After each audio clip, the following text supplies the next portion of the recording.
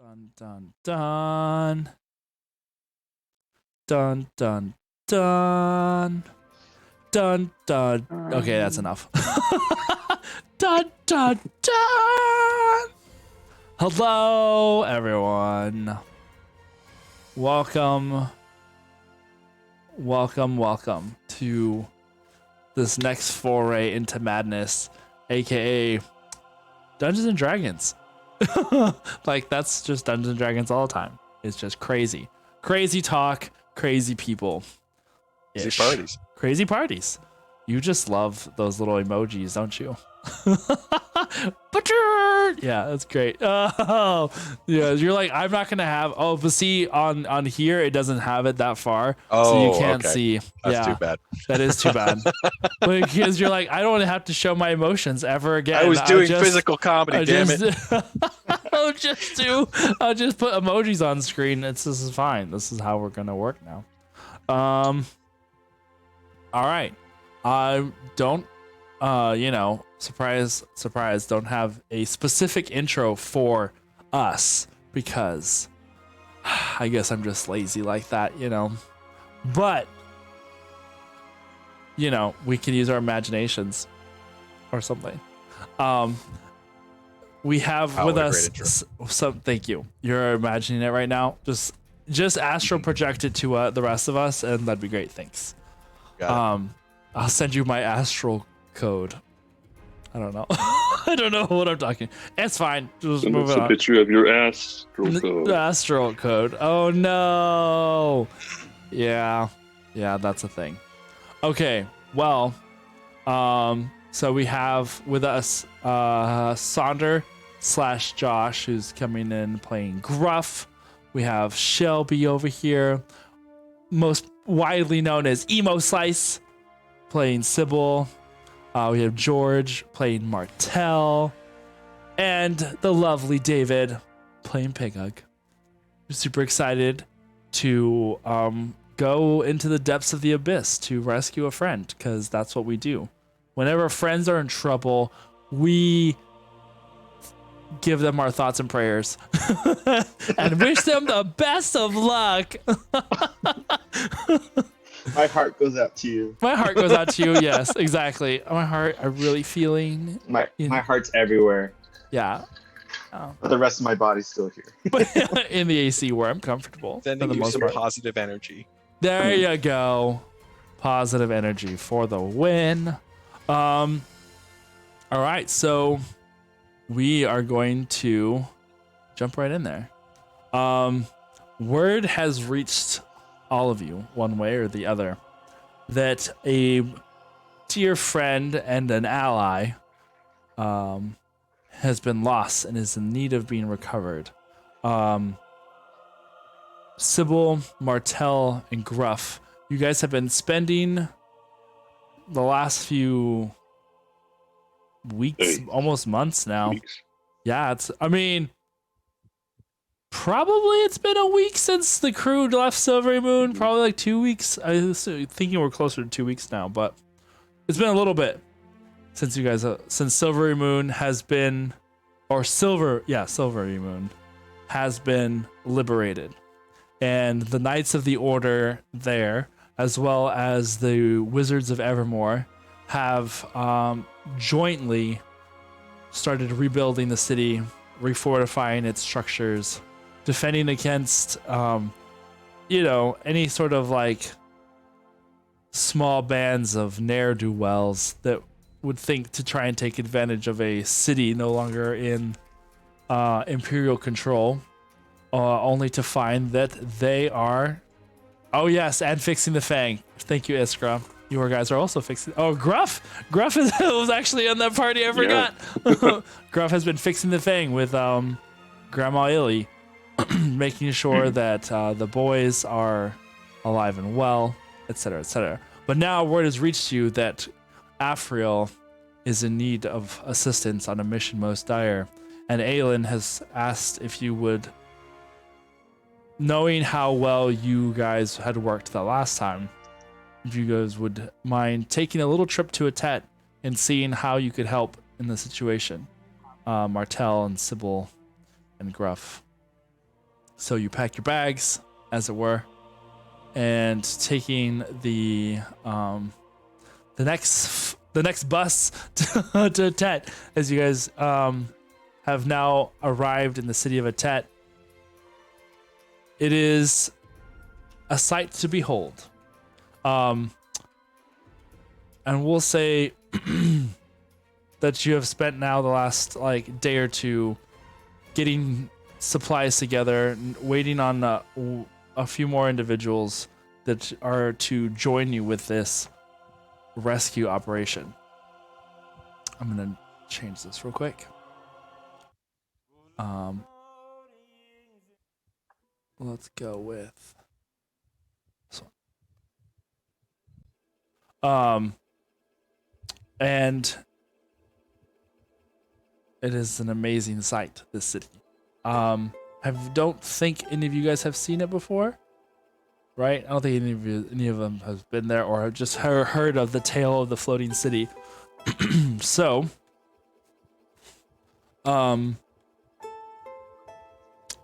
this city is old and by old I mean like looks like it should have been in ruins like forever ago. Upon arriving to the city, and this Pigug would have seen as well whenever you arrived, it is a spectacle, to say the least, as it is currently floating in a valley amongst these large snow-capped mountains. And it's, once you are brought to a point where you can actually see and realize it because you do see on either side of you and all around once you exit the city center, these tall snow-capped mountains around you, and it looks like the city is just kind of sitting in this valley. But then once you are shown the edges of the city, you see that you are indeed floating hundreds of feet above the valley floor itself, as the city is one of the last, and as far as known, only remaining floating cities left from a bygone era, from a civilization now long gone after the spell plague. Pigug, you have seen this city before, and it's when it was still grounded, and sometimes after, as it flew off into the distance of the desert, and you had remained behind with your sand pirate men, your 300, your band of 300. In the We weren't desert. called the Sanded Bandits, but we changed our name since to the Sanded Chodes, because what happens when a bunch of men spend time out in the desert. Yeah, It's like the Navy in the desert. yeah. It's exactly it. Exactly it.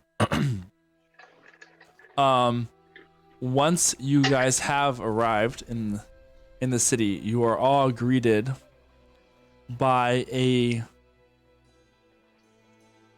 ghostly apparition of a woman, as she kind of just apparates there in front of you whenever you enter into the city from the teleportation circle. A woman by the name of Atet. She apparently is a sort of controller or custodian of the city of Atet. She only appears from like basically a little above the knees and up, as she doesn't seem to have like lower limbs to touch the ground. Her feet must be hideous. Yeah, that's what it is. And it's like on Zoom, like I don't show my feet. It's exactly. It's just exactly what you never do. Hey. So yes. Hey, sorry. Someone said, yay, new campaign, and I was like, hey, and I was like, oh wait, sorry. Hello, Queer Adventure Time. Welcome, Austin. Thank you for coming by. So as you are now exploring the city and getting a feel for the area, Atet asks if there is anything that you are needing or wanting to try and find or do before she takes you to meet up with Afriel.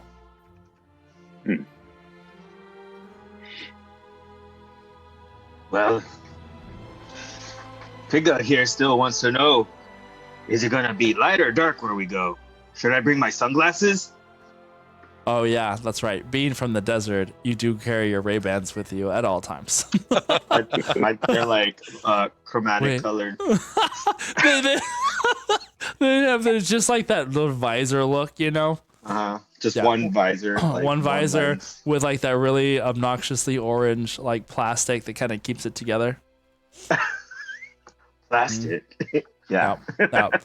Totally what it is. Yep. Cost you at least 20 gold. Which Yes. I willingly paid because they're so shiny. At least, yeah. Hey, gold, it's a steal. 20 gold. It's definitely a steal. But Atet does bring you all together. She brings Pigug to where the three of you are currently waiting. She introduces Pigug. Pigug was one of the founding members of the city of Atet. Back before the city was risen, he and Don't his look friends. at me like I'm that old. He and his I was about friends. to say, Well, when I say founding members, I mean refounding. The city, this man is thousands of years old. at the very least. Jacob remembers walking on the ground and still feeling and not being so airsick. Yeah, exactly. As it is come to my knowledge that it will be you four who will be meeting with our special guests and Afriel to make your way on this rescue mission. And I cannot express my enough gratitude for all these things. For you to volunteer for this most important and dangerous quest, I suppose. So Pigog looks at the other three and just kind of tries to sum up, like, I mean, I haven't met them before, so Right. Do they have courage? Do they have, like, are they going to Nope. be there for me? Pigog's trying to figure that out real quick. Real quick. So if you will, Martel, we'll start with you. Describe Martel. What does Pigog see whenever he's like looking you over? Okay, so basically what he sees is sort of an average build, not too tall, not too strong looking, maybe blonde, wearing robes, looks sort of like a weird monk. You're probably not very impressed by him if you see him, honestly. He just sort of looks like a guy that would fade into the background. Looks like he might be a good stone to throw if I need it. I'm not that heavy, but maybe. All right. Next to him, we have Sybil. Sybil, go ahead and describe what Sybil looks like for us. You see a very small, dainty, fair-haired, fair-skinned, light, almost silvery eyes lady. She looks very stern and very straight-faced, no emotion. And she's standing, holding her hands and just watching and listening. And then Kind of cocks his head and says, if you're not used to the sun, I have some great beetle juice you can use to cover your skin. Helps it keep very nice and shiny. Can I roll to see if that's true or if that's just snake oil? Would that be Probably insight? medicine, right? Yeah. Or I mean- insight. I mean, insight on the words. If you're actually wanting to I see was what gonna it is say, he has, right. Do you I'm actually have assuming some? he's not lying. Yeah. Do you actually have some, Pigog? Uh, Or are you Not just on saying me. that you do? I can could get imagine some. he would. I can get you some. Okay, so Yeah, he's just saying. Pigog doesn't need it himself. Right. Hmm. Yeah, like I don't think he's lying about what he thinks it could do. Its Right. question is, can it actually do? Okay, I got a and 17. which 17? I mean, you've heard stranger things, and considering the time recently that you've spent with the Wizards of Evermore and all the stuff that they have, sure, why not? I think it's legit. No matter. We need to focus. Right. Focus. Behind these two smaller individuals, a lumbering walking carpet stands behind them, a pack filled with supplies. Would you mind, Gruff, describing your character? Gruff is 6'9", a bugbear. He's got like coarse, heathery brown fur, completely covering his entire body. It's a little finer on his face. He's not like the bulkiest, but he's still got the athletic build of a bugbear. Kind of like Sully from Monsters Inc. in his college years.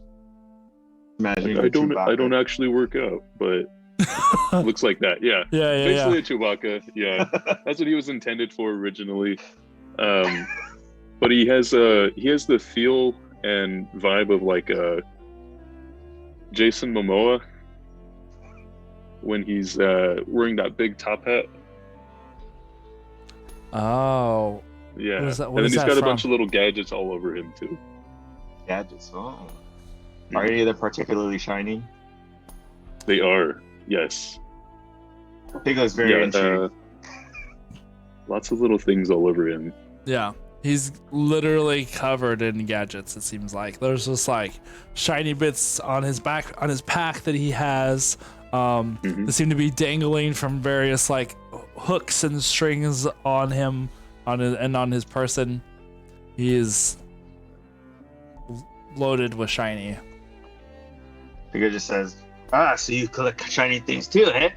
Maybe later we can compare our collections. I'd love to. That'd be a good time. You look like you have a couple shiny things that I might be interested in. Yeah, and so when you say that, Pigo's like, oh, the shiny things, and he's like wearing like kind of like a cloak, not like a cloak, but like a full covering, kind of like that he uses for when he's in the desert. But when he like whips it open, he's like wearing nothing but like his undies, and it's like super shiny and bright, and he's got like super bright like, you know, nipple jewelry and things like that.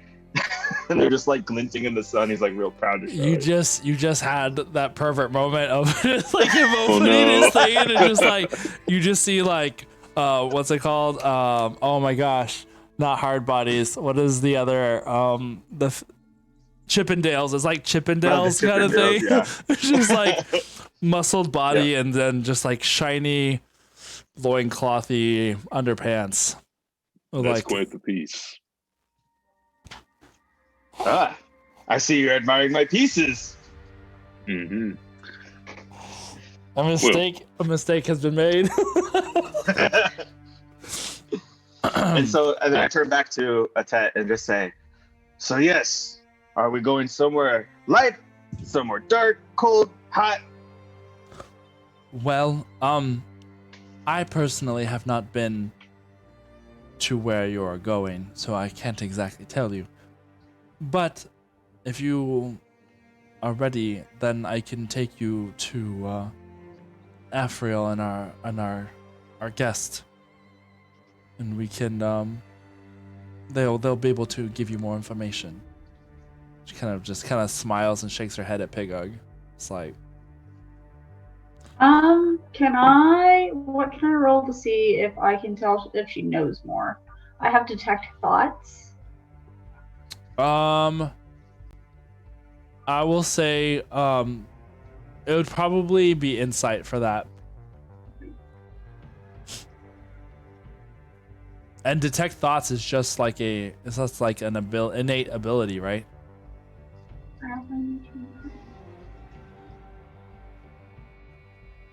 Really need to get like a stand or something. Oh.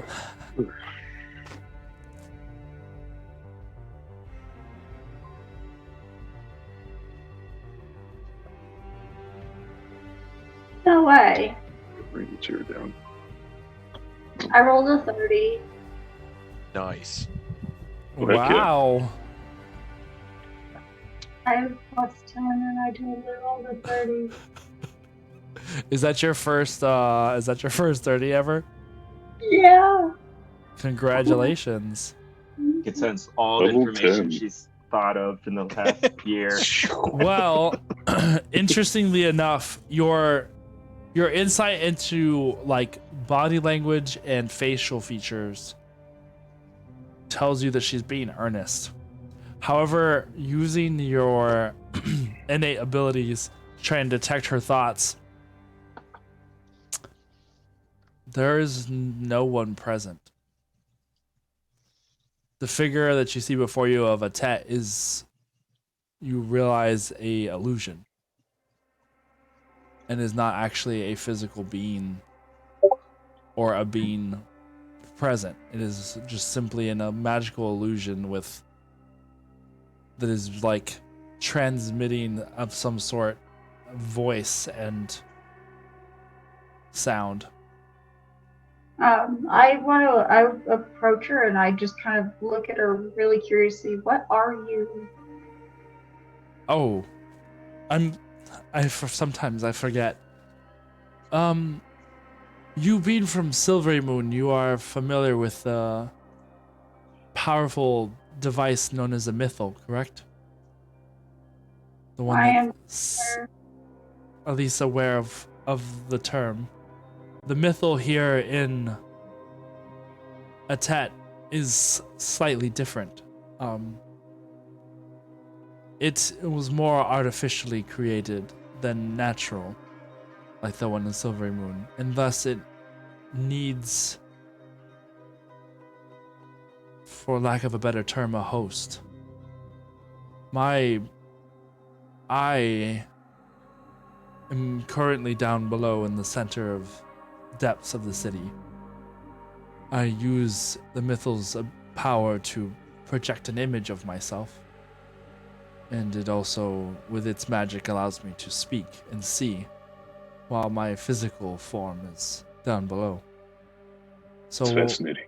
while I am a human, a person, I'm also a construct, as much a part of this city as the bricks and mortar and sand that keep it together. Can you feel anything up here? No. It's... Well, not in the sense that I used to be able to feel.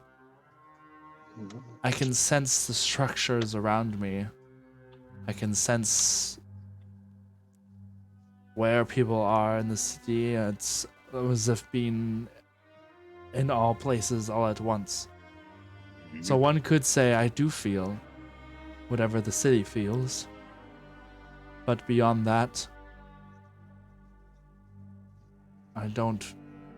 If I were to touch you and she like reaches out a hand and it like touches you, and for a moment it like hovers just over your skin before it passes through your body, like, and you feel the slightest little like, almost like when your hair raises with like static, it almost kind of feels like that sensation on your body, but not to that like staticky degree. You get goosebumps. Kind of goosebumps, yeah. She kind of pulls back from you, Pigug, and it's like, I do not feel that, although I have been told that the sensation is peculiar. Pigug starts jumping up and down and trying to like stomp his feet as hard as he can. Do you feel that? She kind of laughs. She's like, I suppose I do. Oh, well now you know it's me. Of course. How could I possibly forget? She kind of just smiles. It's like, well, I will, I suppose, take you to go see Athriel then, so that we may get underway. Follow me. And she leads you through the cathedral-like halls of the city center. So, for like visual reference, the city itself has the city center, or the city was built around a school, and she kind of explains this to you guys as you are walking, and have been exploring around the city. The city was once imagine like a Harvard or something, like a very Ivy League magic school for the Netherul Empire that had once ruled the skies of the Anurok Desert. This was where they sent all of their mages to learn magic, much like Silvery Moon was a magical school of magic there as well. This one served primarily just Netherul, and the city was kind of built around it. So you have this very like cathedral, like grandiose school center, like not quite, more cathedral than say like Hogwarts is more castle. This is more cathedral. And so it's got a lot more larger buildings, not so many spires. There's one central tower that kind of sits in the very center, and it almost looks like a you would imagine like an air traffic control tower. Like it has this one big like bubble at the very top. And it is really the only tower within the city center's grounds. Pigug, the last time you were here, a lot of this was in ruins. It has now been rebuilt. And the grounds around the school itself now have very beautiful gardens.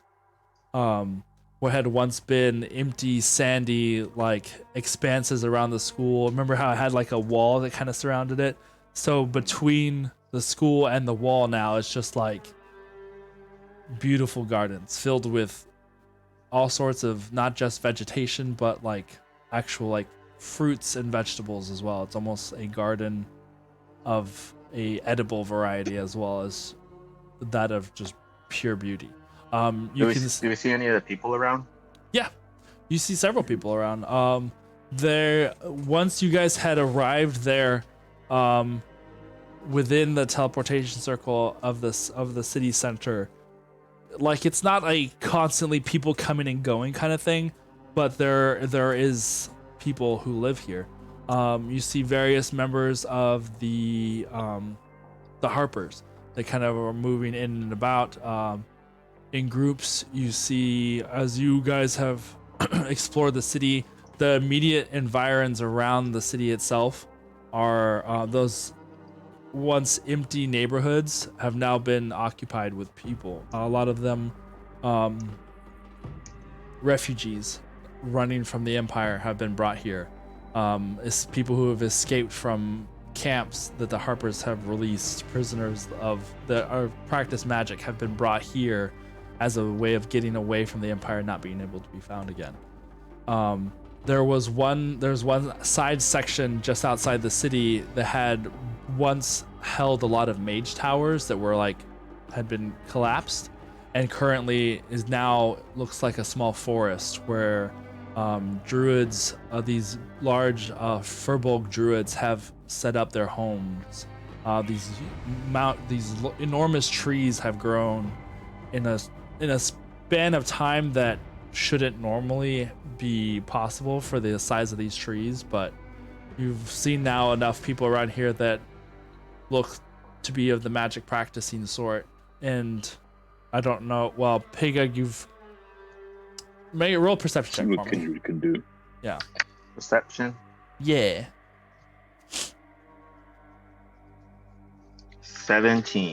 17. As you guys are walking, you see two people that you have recognized from a long time ago. One of them comes over immediately upon seeing you. His name is Brazel. Do you remember Lady Farlight? Yes. Okay, so remember her entourage? Brazel Mhm. was the guy who could grow trees, Oh. and in a short amount of time. So you see Brazel, and then you see Mabina. Mabina is also one of the Lady the one- Farlight's. She's the one. Mabina was the one that Made clothes. yeah. Oh. No, she was the Yeah. one that did the poultices. She was like almost like an alchemist healer, if I remember correctly. Oh. I have my notes somewhere.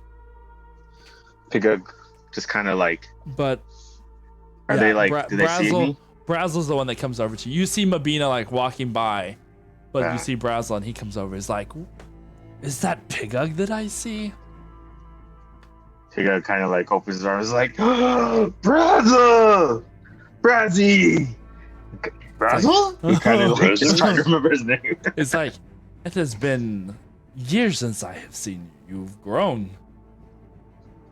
Oh, B, look at you! And he probably looks the exact same. Yeah.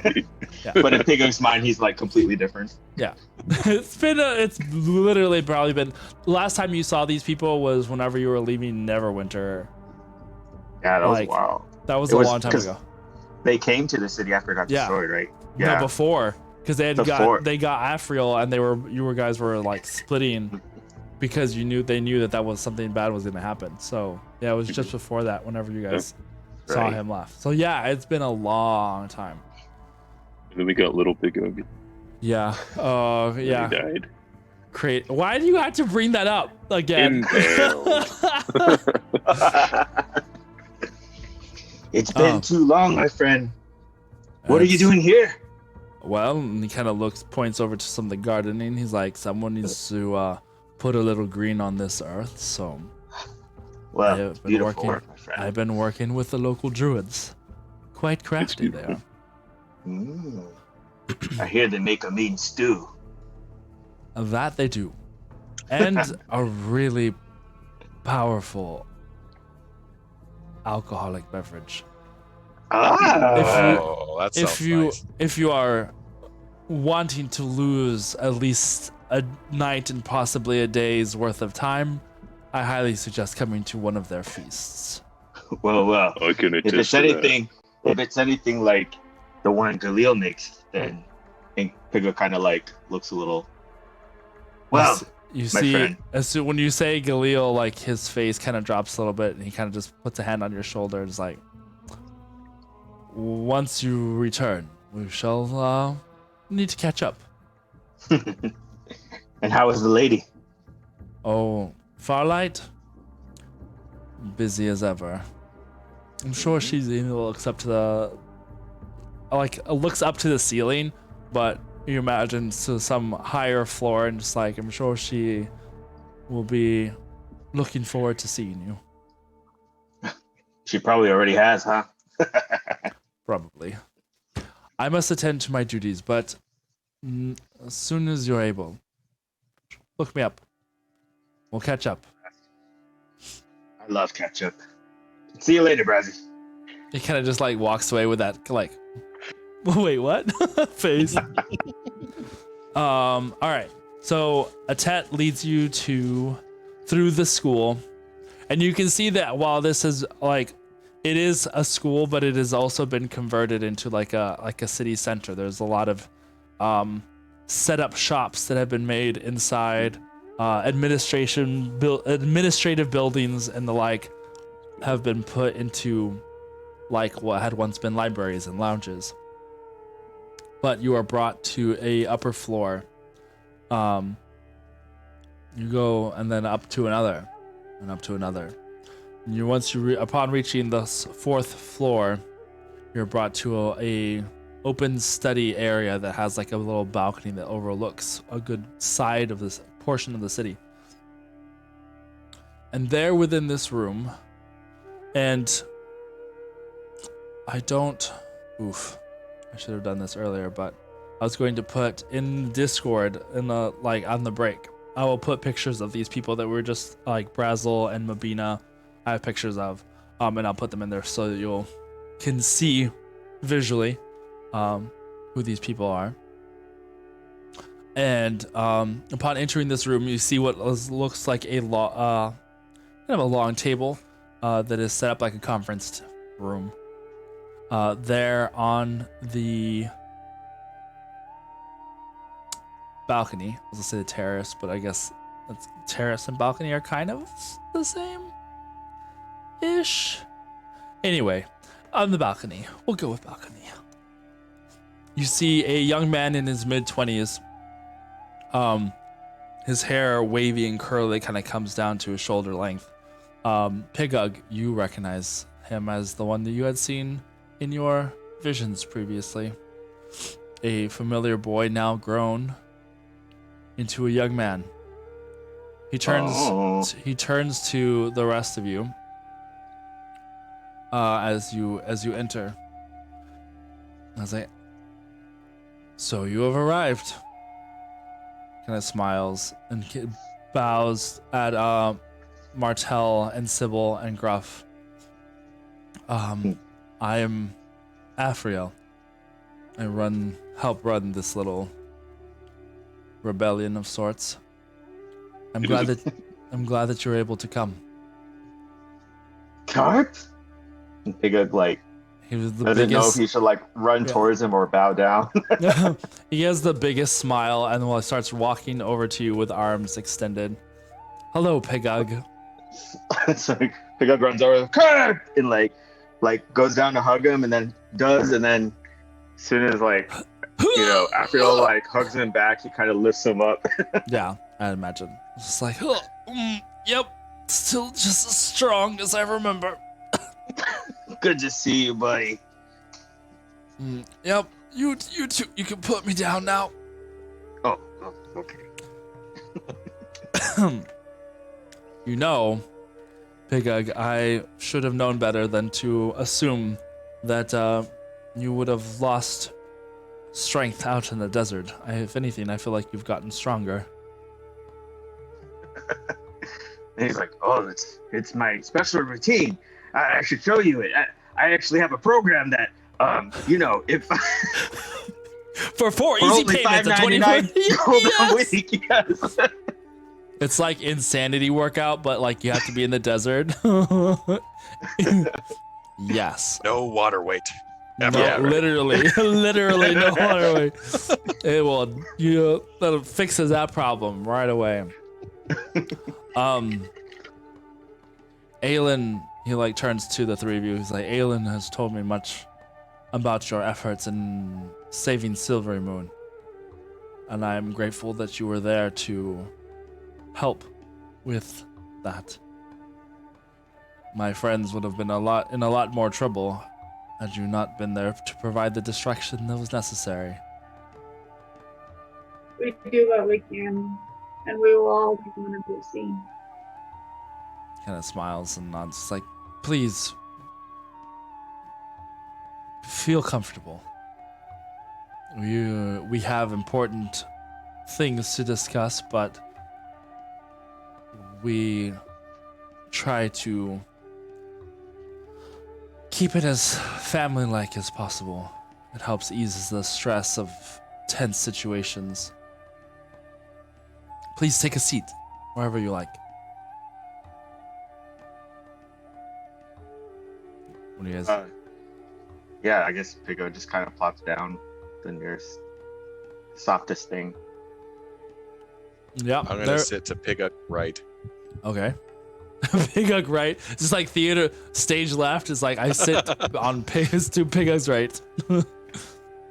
Alright. Do you sit, Sybil, or do you stand? I'll go sit, but just like a spot away from Pigug. Okay. I'll lean against something. Just kind of lean there. Oh my gosh, are we gonna have to do this again where Gruff sits there in the background and just leans against the wall, looks over at Afriel? Oh, no. Yes. Anyway, it's now my favorite button to use. It's a good button. It's a good You button. know, I It just worked well with Saunders' little moment. Yeah. In And the so fire. and here we have Gruff casually leaning on the wall. The wall, yeah. Yeah. As you get comfortable, Afro goes over to like this little side table and brings over a mug with some glasses and starts pouring some wine for everyone. I suppose we should just get right to it. I know that Aelin asked if you wouldn't mind coming and doing this favor for me. You all have, at least at one point or another, come into contact with one of my close friends, a family member of sorts, Galil. I remember him. Cute fellow. He went missing some time ago and was presumed lost until recently, anyway. And now that we know where he is, We are in need of trying to find him as quickly as possible.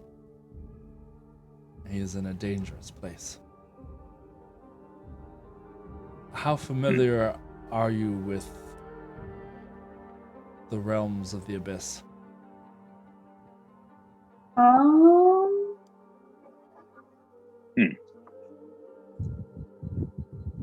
I'm gonna say not at all. Do we? You could roll either history or religion. Either one, if you Well, wish. this is gonna go well. Do we know what layer of the abyss we're talking about here? We have an idea. You heard of one called the Gaping Maw? I mean, I Well- do. I have heard of that, but not anywhere near an abyss. He was at a bar. Wow, I'd love to hear that story. Afriel closes his eyes and just like, yep. I take a drink. He's like, never change, Pigug.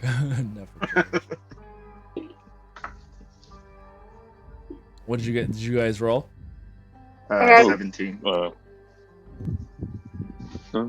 see, religion. That's probably the best one. 15. 15? 21. 21. All right. As much as you guys are aware of the hells, of the layers of hell, the abyss is also a place of evil and darkness, but in a separate sense, whereas the hells have a Structure. semblance of structure to it. The abyss is known to be chaotic. This is the demon devil divide. This is where the demons are. Right. Yes.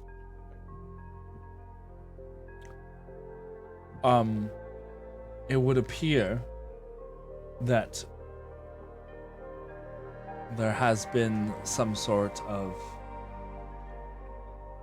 event that brought Galil into the realm of the abyss, into the realm of the Gaping Maw, a place known more for its maddening savagery than anything else. How did he manage that? You know, I would be lying to say if I knew. The events surrounding his disappearance were questionable and strange, to say the least. Our band of friends had been on a boat in the middle of the Sea of Fallen Stars when they were attacked by a beast of some sort. It's not usual for krakens to inhabit inner seas, at least not as far as I'm aware of. But the beast that attacked the ship was immensely large and tore it apart with its several tentacles, from what I was able to tell. And it was during that attack that Galil went missing. Whether it was this beast that did it, or some other phenomenon of strange consequence, I do not know. But I have made contact with him, albeit it was brief and distant, I suppose.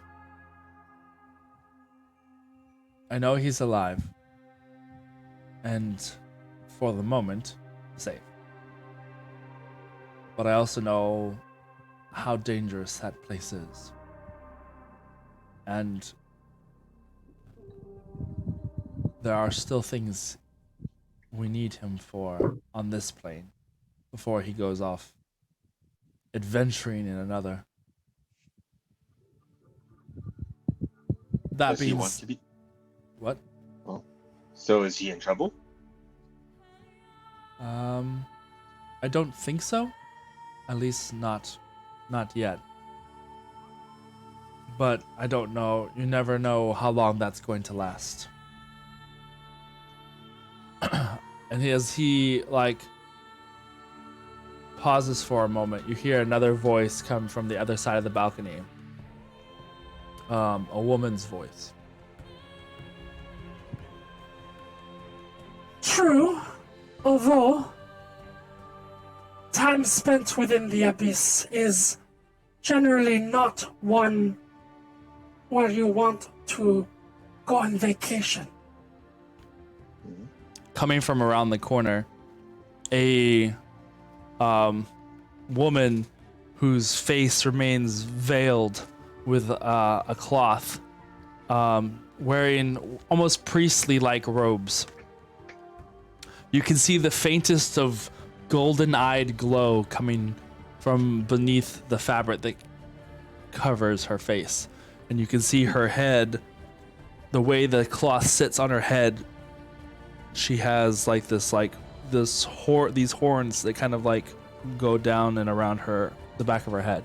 A tiefling you can see as like she raises a hand with a bluish purple skin, and you can see as she comes around the corner, her tail kind of like wraps around her, the edges of her robes. Forgive me, I did not wish to intrude, but if you have questions of the abyss, it is probably best you ask someone who has been there. And Afriel kind of like, oh, of course. This is one of the Sisterhood of Demos. They know a little of this abyss, you could say. They act as, well... We are priestesses of sorts, of the one who rules there. At least, of part of the one who rules there. One of the one who the one What? who rules there. What do you mean?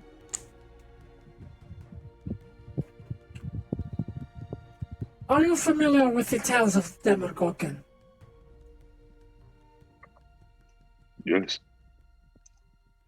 Are you familiar with his two Right. sides? Two heads. Even though Demogorgon is one person, it is not so simple. With two minds comes two views, as it were. We serve Hethradaya. Yes, there is a semblance of madness to him, a craving of power. But it is a Maluel that you have to be wary of. He is the more savage, the more bestial of the two. Which one is that? Which head? That would be the left. I had to think for a minute. I was like, wait, which direction? Stage left Yeah. or Piguk left? Yeah, pick up pick a left. left? Oh. Pick a... Well, Oh, so this side. I'm glad you chose the right head. Right handed to the left handed. She kind of not. She does this like little bow a little bit. You may For call the me. Galil I know. Oh, sorry, go ahead. You may call me Arieli. Arieli. Arieli. Arieli of Slight. I will be your Nice. guide. You say this Galil's in danger, but the Galil I know is cool as a cucumber in any situation. What makes you think he didn't go there himself?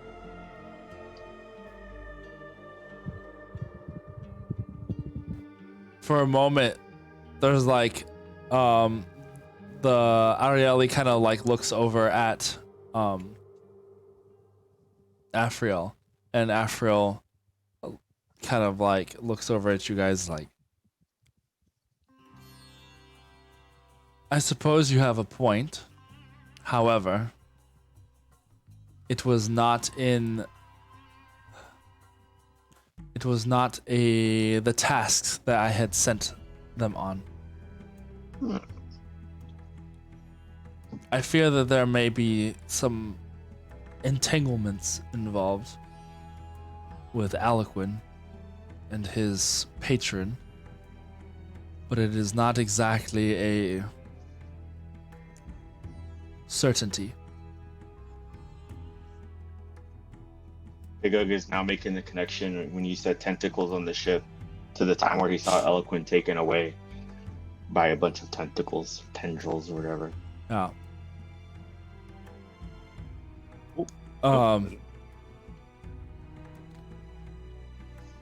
When you said Galil was needed in this play, what is he needed for? Can you tell us?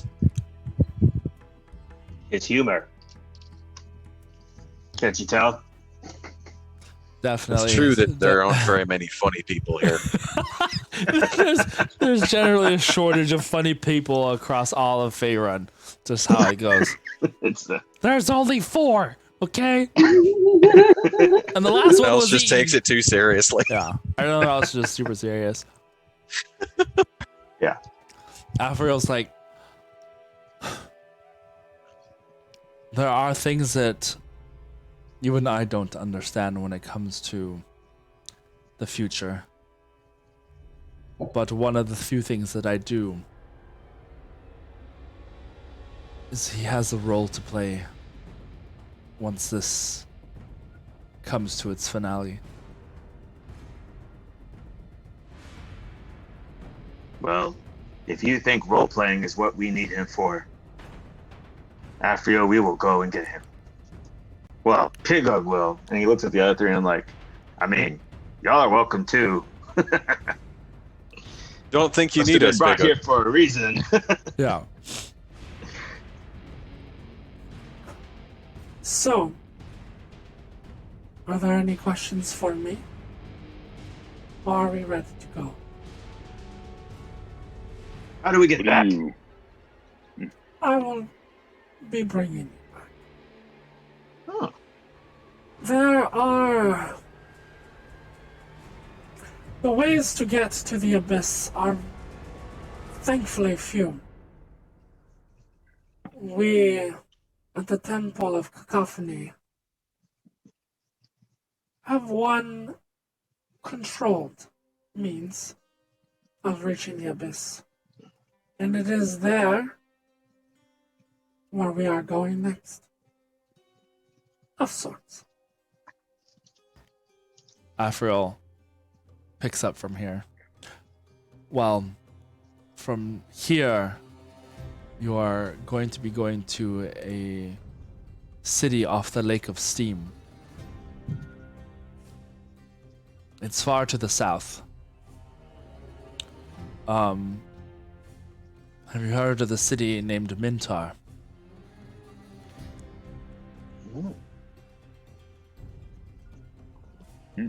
There on the northwestern edges of the Lake of Steam sits a small city.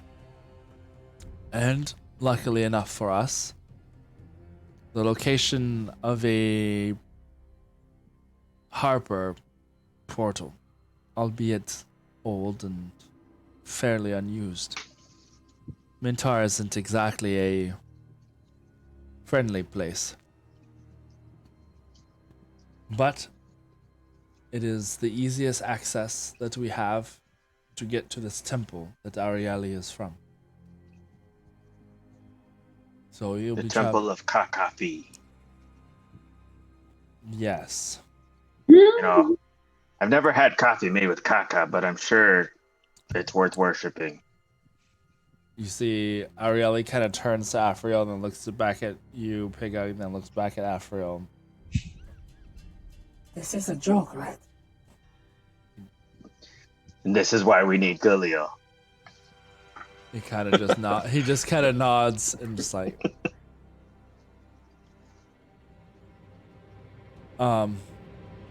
so Is there anything that you might need before you start your journey?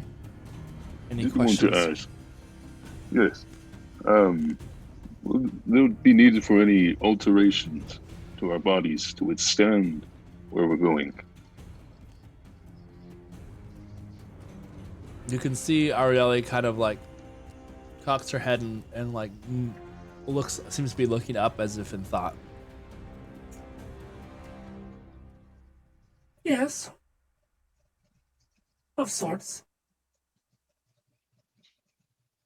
But trust, we within the Sisterhood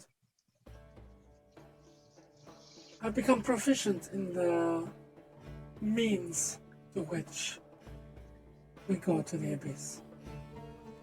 It is generally a rite of passage for those entering the Sisterhood.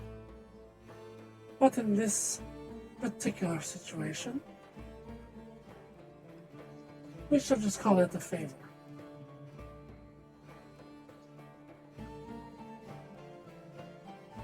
But I would put that out of your mind for now.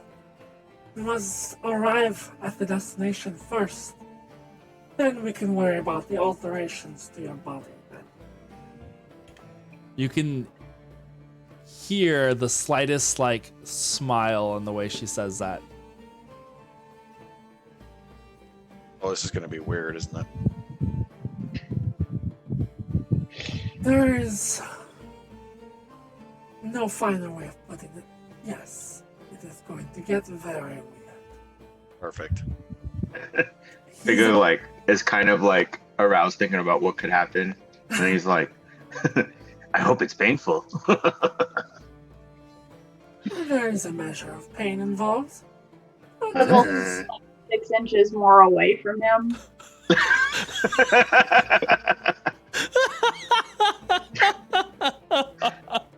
You're now sitting on completely one other side of the seat. You're just kind of like leaning away. Perfect. Can I get more of whatever that is? You mean the wine? Down the wine. Yeah. Sure. And Afro grabs the pitcher and like pours you another glass. I'm going to take the picture from him and pour everyone else a glass. After he does that, a toast to madness and weirdness and saving Galoo.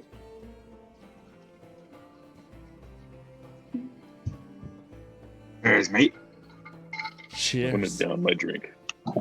Just swallow the whole thing. Yeah. Gaping maw. Yeah. Down the Gaping maw gaping mouth. style. Hey. Oh. Ooh, man. Hey. And he's drunk. One whole glass and just he falls over. That was I thought it was a mug. yeah, it was a mug. No, it was just Gruff. He just passed out completely. It's like 7 Remind me feet not tall. to take him over to the druids. Yeah. Right? I think Ruff is Um, 9. Sorry, 6. I'm- 6'9"?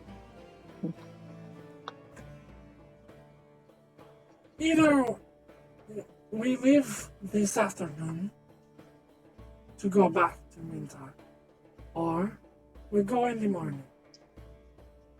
Oh, he'll be fine. Yeah. And then Pigug like kind of picks him up. He's like puts him on his shoulder, and he's light anyways. Yeah, but although he's like struggling because he's like says actually I think they're the same size. I think Pigug's 6'9" also. So. Oh wow, so we had 2 tall boys? Oh my gosh. Mhm. Whoa. That cat I've had just more phased in and out of existence. Oh, cool. That's amazing. Yeah, it's my demon cat. Blink cat. Misty steps everywhere. Yeah. Nice. Yeah, that's amazing. I love that. Love it. Love it. Constitution check. Yeah, exactly, Iskra. All right. So, you guys can wait until the morning, or you leave this evening, whichever you prefer. Pigug looks at them and is like, "Well, I came here to go. You guys need to wait." I We're don't used to go know. whenever. Give me an hour and create a couple of things to prepare for where we're going. We can head out. He's gonna go sober up. Is there anywhere that I can tinker? Afriel seems to think for a second. Yes, we have a tinkering place, I guess, down below. I'll have a Tet take you there if that's what you wish. Absolutely. Nigga kind of looks at Sybil and is like, "Does he mean tinker like pee-pee?" So we'll just kind of side eyes him and then looks at a Tet and says, "Do you have anything available for us to prepare for something like the abyss?" What would you like? I mean, I'm not sure. You either have to be a devil blood or consume devil blood to exist in the abyss without losing your mind. Tet looks over at Arieli. As far as that is concerned, we have ways of keeping the madness at bay. As long as you have a guide, and we are staying close together, and we do not dawdle, you should be fine, with minimal side effects. I look at Martel to see what he thinks. They did say they were going to be making alterations to our bodies, so I'm assuming that's been accounted for. One thing I wonder, though, does Galil have access to anything that's going to shield him from the madness? As And far as there- you know. And therein lies the urgency of the situation. Right. Perfect. We are not aware of his circumstances there in the abyss. It is possible that he has found a way to stave off the madness. But the more days that pass, the harder that will become. But right along. This is going to be a very diplomacy for you, Sybil. Do what? Said this is going to be a very interesting kind of diplomacy for you, I think. We'll figure it out. Well, Always do. when Piggo thinks he's going mad, he just thinks about honey cakes and it calms him right down. In We fact, bring I some think honey so cakes. right now. Yes. There's like those little plates that they have all the hell all over Skyrim that just have like this sweet cake, like funnel. What are they called? Like bundt cake. Sweet roll? buns. Sweet rolls. Thank you. Sweet I rolls, was yeah. mixing up all the things. Sweet rolls. Yes. That are just in every dungeon and dark nook and cranny all over Skyrim for no apparent reason. Block and Yeah. medium, and it's a sweet roll. Yeah. It looks like a bundt cake, but it is a sweet roll. Great. Now I have cravings. Dang it. Okay. Right? How can you be mad when you're thinking about that? Right, exactly. Having something in mind that could tie you back to reality is actually a very important strategy. See, So it goes should very bring wise. cakes? Afriel like looks around. He's like, I don't know if we can make them on an hour's short notice, but we can try our best. If not, maybe you can find some on Mintar. On Mintar? You're going to a planet now. You're going in Mintar. They're going to the planet Mintar. All right. So, say what? Is it covered in centaurs? Yes, that's why they call it, and minotaurs too. That's why it's like Minotaur. it's like minotaur, but then centaur, so it's like both. Anyway, Gruff, a Tet, while standing there, like morphs out of herself, almost like creates a duplicate version of herself right next to her. Cool.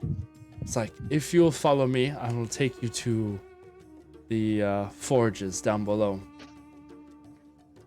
Absolutely. If I can say myself, I'm quite fascinated. I'd love to research what's going on down there. And The forge? what did you call it? Yes, Oh. the forge. Where I am? Yes. At some point, Of when we course. come back, if I have not perished. If you have not perished, or gone mad, You won't. or been eaten, We'll be or fine. any of the other possible things, then yes, Abyssal things that I would love to bring you down and see what you can find. But this way, to the forge. She like leaves the room, leaving Pigug and Martel and Sybil with Arieli and Afriel.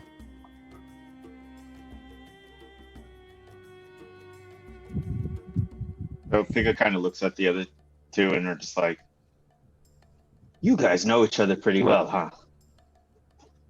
Fairly well. What brought you together?" The order. You know the living order? So I'm afraid you're gonna tell me about it, huh? All right, perfect.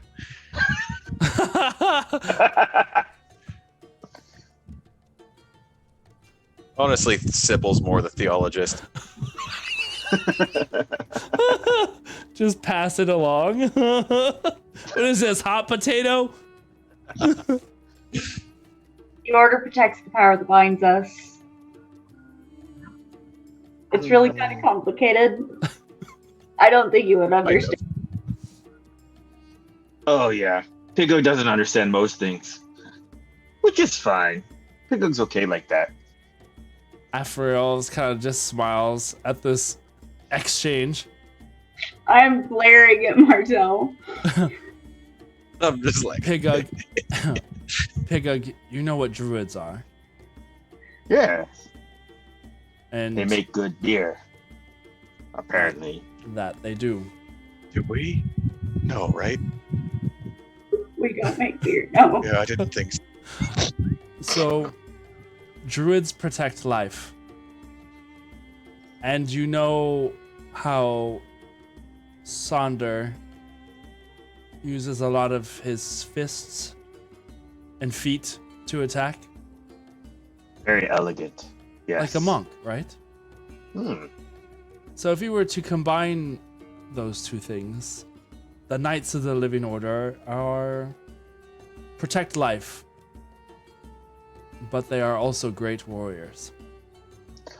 Ah. We're fine warriors. Did you say fine warriors or refined warriors? Fine. Okay. Great's a little, you know. Great's a little Refined too is a little much. Yeah. Fine. Great warrior. sword, no. Fine sword, yes. Not quite a pinky. We are Always fight with your pinky out. We're Very warriors. fine. We are warriors. Just like that. We poke him with a little lip of it. Just like that. Hold on one second. I suppose one thing that makes us unique from others is that we've discovered these. And I take out my sun blade and I don't ignite it specifically because I'm kind of trying to fuck with him. And I say, these are some of the greatest weapons I think that have ever been forged, and they will be our saviors. I think in this endeavor of ours, at least ours. I don't know about yours. And so he has This- in his hand what looks like a sword hilt, but it's just a hilt. There is no sword. Pigug like scratches his head. May Pigug touch it? Sure. So Pigug like touches it, and then is like, "This a great weapon?" And then course. Pigug like, "What do you like? Throw it at them?" Oh, you'll see. Well, great warrior. And he like hands it back to him. Fine just like- warrior. Fine warrior. Piglet can't wait to see what that thing can do in combat. And then Piglet pulls out his little, like, he has like a little, what looks like a little hand axe that looks very ordinary. The only thing is it's just like very, very, very shiny. Like, where like, even when it seems like there's a little bit of like, even the room is like not completely lit up or whatever, it still feels like there's light shining on it. And he's like, and this is Piglet's great weapon. Which is this little thing, and he's like, Piglet can hit whatever he wants with this. But it kind of looks almost like a toy. Afriel's like looks over at Arielle, and Arielle is like already just dead staring at Afriel. I've made sure that Martel is between Pigug and I at this point. Are you certain about these people? I would trust them with my life. She kind of turns away and like mutters something under her breath. Does anybody speak oh my god, not abyssal. Is it abyssal? I think it is. It Abyssal. might be, yeah. Is that the word? Yeah. Yeah. Does anybody speak abyssal? Is it common, deep speech, elvish, primordial, or undercommon? No. Okay, no. Okay. Hey, you speak deep speech too? Nice. Oh my god, yes. You guys can just be over there going.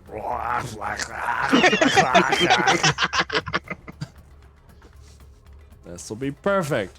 Oh, you also have undercommon? That's hilarious. Maybe this is it's just a monk thing. Listen, you guys went to school. You guys just went to school I guess together. so, yeah, that's right. You both got that Duolingo like special package of, invite Yeah. a friend to Duolingo, and the little owl just never leaves you alone. But There you in go. D&D world, it's literally a little green owl that just doesn't leave you alone. Fuck out of here. Get out of here. I'm doing something right now. I'm trying to sneak. You are not making this easy for me. You didn't sign in today. I know. I'll do it when I get back. Oh my god, yes. Please enter your password before you can continue. I don't Like, know do I have to my say it out loud every password. time? I told you. I can't get in. I need you to tell me what it is. Password accepted. Oh, perfect. Sorry, you can't use the same password as you did last. No. That's too real. Too real. Okay. So, as this is happening, let me see here.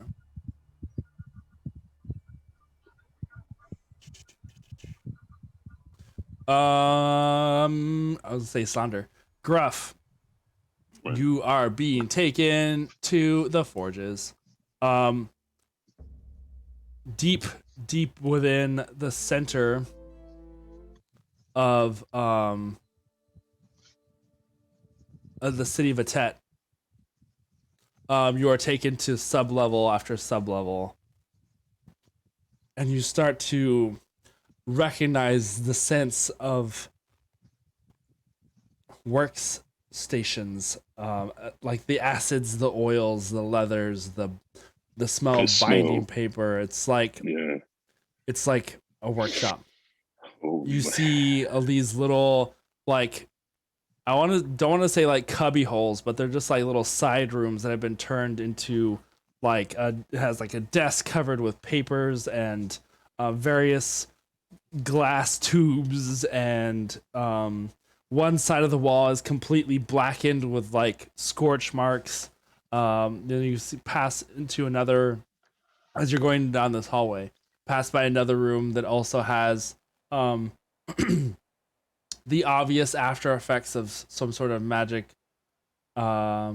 explosions and practices. Like there are things that are kind of like there's like these like where there's scorch marks, it looks like glitter. It just kind of shimmers all the way across, and it's just like I don't know if that was part of the magic or the pixie exploded or something. Like it just it Aw. looks, it's just like I don't know what I'm looking at. Experiments. Experimentations of various kinds. eventually you do get to one of the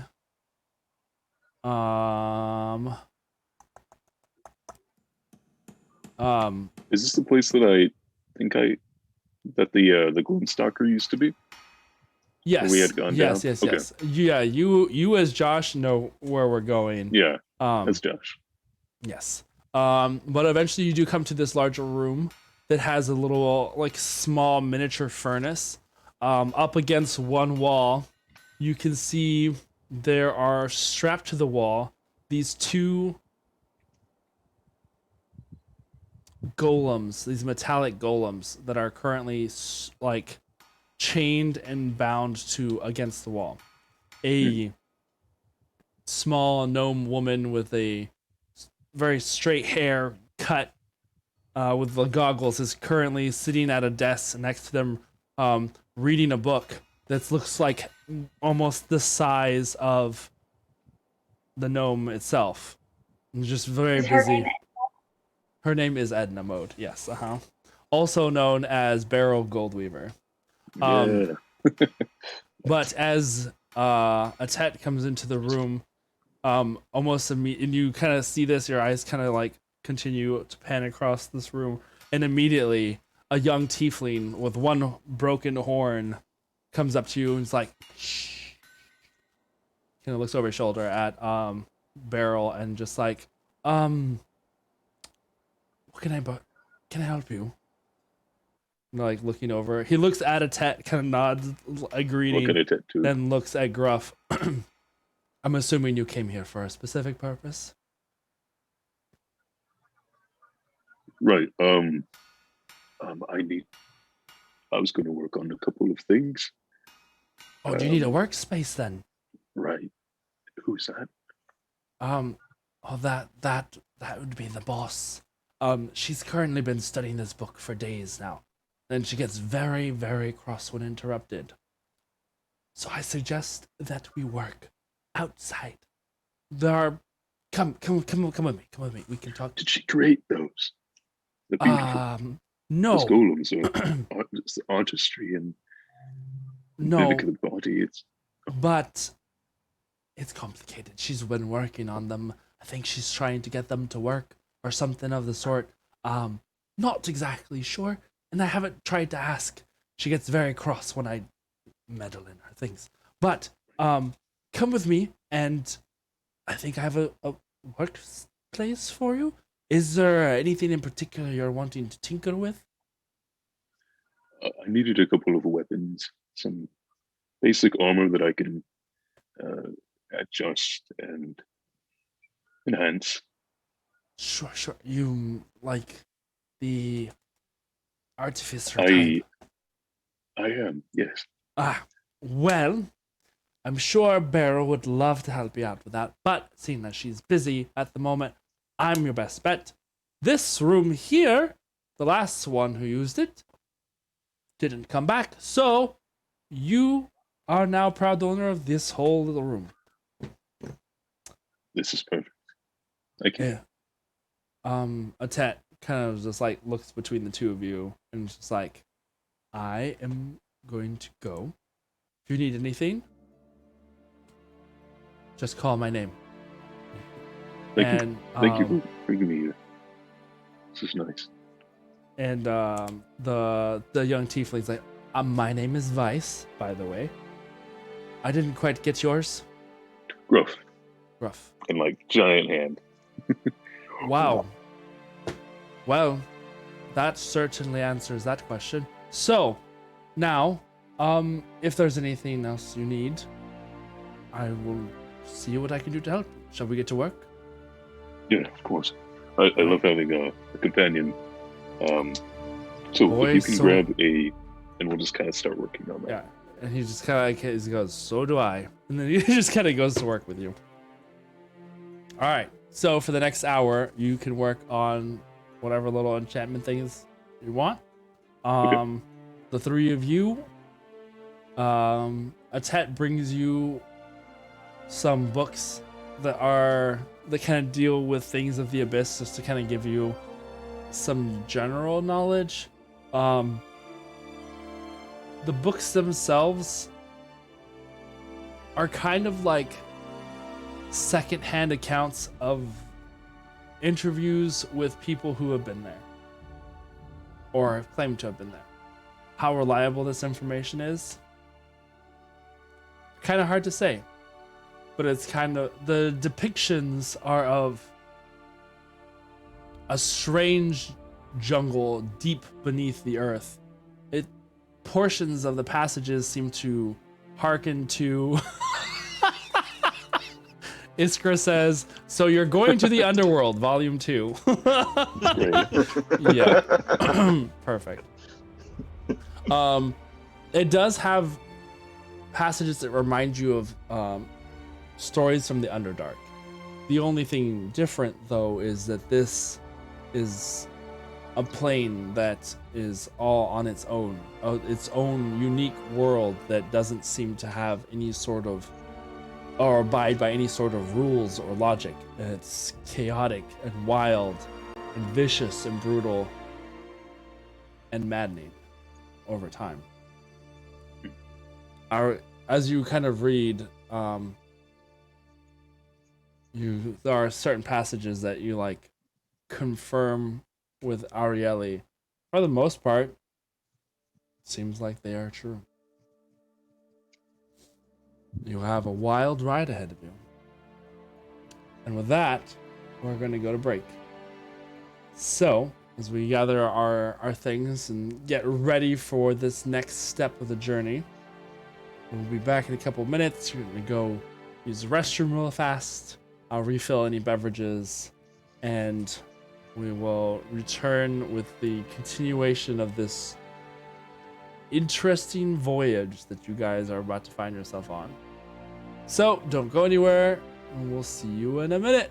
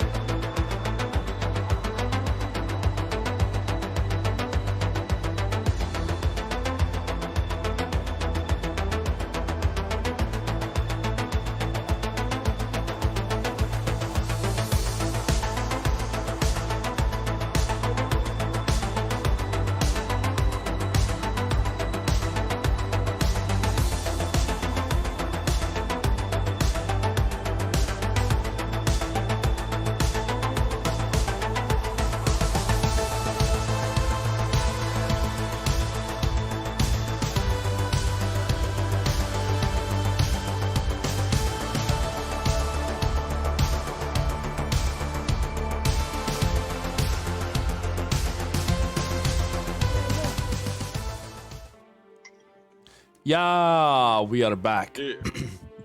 We are hydrated and fed and sugared. Well, we are all the things. Oh yeah, Sonder, you want to do your special PSA from from Sonder? Special message from Sunder.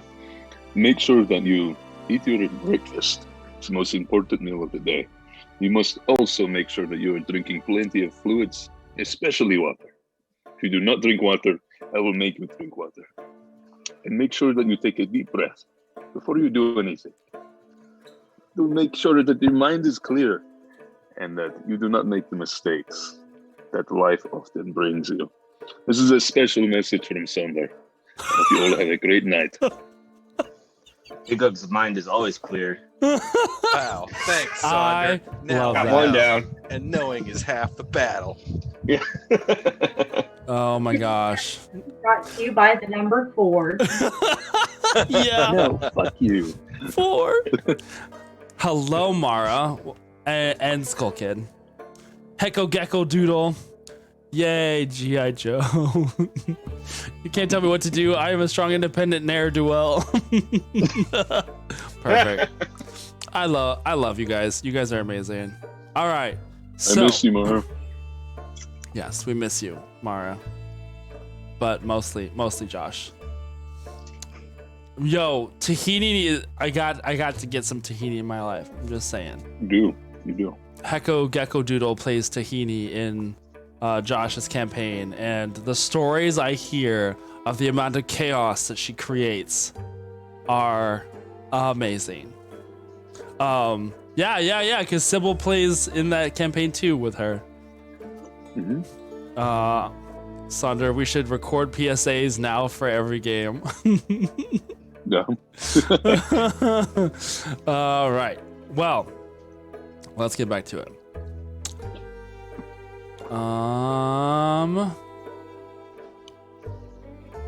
Okay.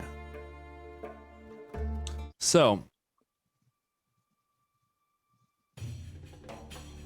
as you guys have been getting your research on, getting your things together, the party has been gathering supplies and preparing for the journey to the Temple of Cacophony, where they will descend into the abyss to find and locate their ally, Galil, lost now for what has been a few days, you think.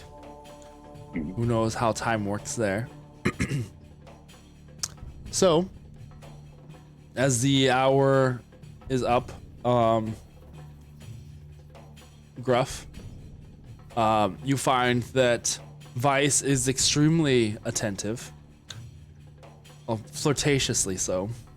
Oh my. Yes. Oh, But you get your work done. You do find that there is a rapport that you guys have created that tinker to tinker. yeah, for sure. Never mind. Just keep going. Just keep I going. appreciate you. As Appreciate you you servicing me. You're a great assistant. 1 hour later. Anyway. So, Atet appears there in your midst once again, as she tends to appear and disappear when you guys have seen her. Like she just kind of just apparates. She apparates there in the workroom. Your friends are ready to depart. If you have finished your business here, or do you need more time? Can you tighten that real quick? And then Of we should be good to course, go. he says with a raised eyebrow. Oh. But You want me to aside from that, what? that screw. Vice gets up off the floor and brushes off his knees. Well, it's been a pleasure. feel free to come by the forge anytime. Just be mindful of the boss. She's kind of been hard at work for the last little while. But do be careful wherever you're going. Sounds dangerous. It seems so. I will. All And right. you too. What's the worst that could happen? Something explodes. Oh, this kind of rubs the missing horn. Well, sometimes you gotta break a horn to make an egg, or something like that. He just kind of walks away. I'd understand. And I'll pull down my ear. It's got like a nick in it. Aww, that looks rough. Gruff. At the time. That's where I got my name from. No. That was what it was. That was it. You're looking gruff there, boy. All right, so you are escorted back up to where Sybil, Martel, and Pigug are at. Anything in particular? Anything else you need to do before you leave, or wanting to ask, or anything? No. Okay. Igug was just looking at all the pictures the whole time, They're if interesting. there were any. In the books that they were reading, there's a couple. They are. Have you ever? And this is true facts. I'll have to see if I can actually find the link for this. There's a place called Medieval Encyclopedia. No, Medieval Bestiary.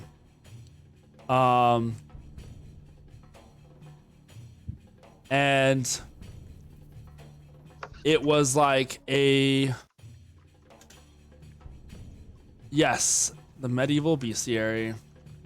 And if you look it up, they have what can only be like, basically is like they got an Encyclopedia Britannica that was made back in medieval times, and it was scholars' attempts to describe and draw animals. It is one of the most amazing things you'll ever see in your entire life. Like,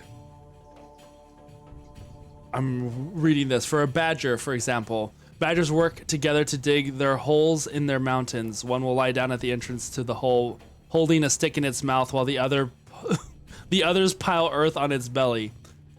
You know, they just had a very interesting understanding of how the world works. So go to bestiary.ca. That sounds terrible, but it is a legitimate place. And you can look at them up from like, they have like pictures, and the pictures are. Have you ever seen those medieval like drawings of cats? Yes. Yeah. Yes. This is. Oh no. I'll put the link in the chat. It is a ride. So anyway, there was a reason for this, and I have long since lost my train of thought about why this came up.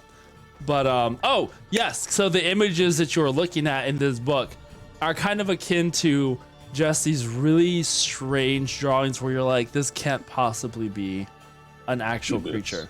Which I guess in like the realm of Faerun, it's not like most. I mean, you have most creatures that are normal, and then some that are really crazy. So it's not like probably too far-fetched that there would be these weird beaver got testicle mouth.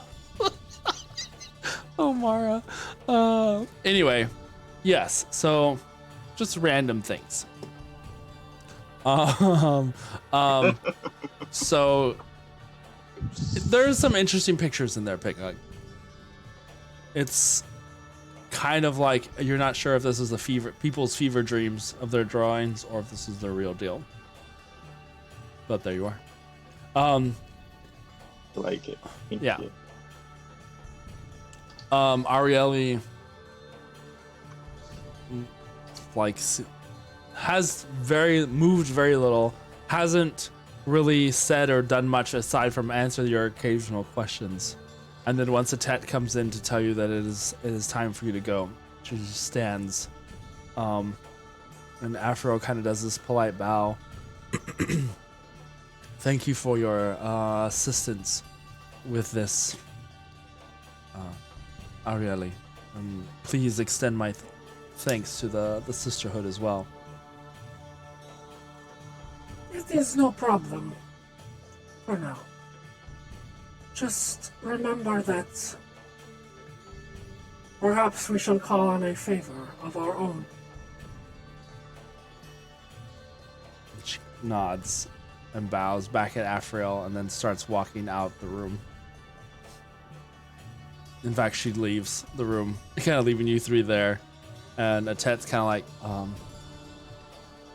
right, well, shall we be on our way then? Let's do it. I'm ready. All right. So, you guys are taken to the teleportation circle where you guys had arrived sometime before.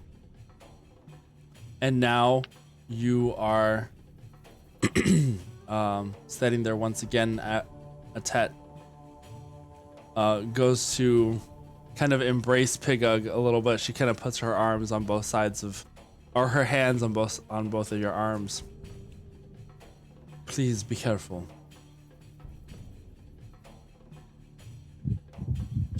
She tells you and looks Pigug dead in the eye. Please, come back in one piece. Oh, Pigug does not like being separated from his other parts. He will do his best. And the rest of you as well. I haven't really had the time to get to know you all, but I am grateful for what you are doing. These people are the closest I have to family. So I know that puts a lot of pressure on you all, but I know that from what I've heard, you knights are a force to be reckoned with. And We do our best. And the wizards of Evermore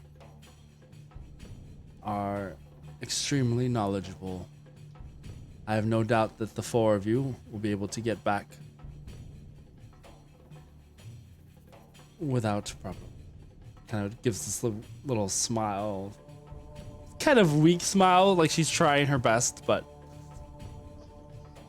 she gestures to the circle, which is now, like you can see, starting to glow from its center. Are you ready? Yeah. Let's Do go it. find Galil.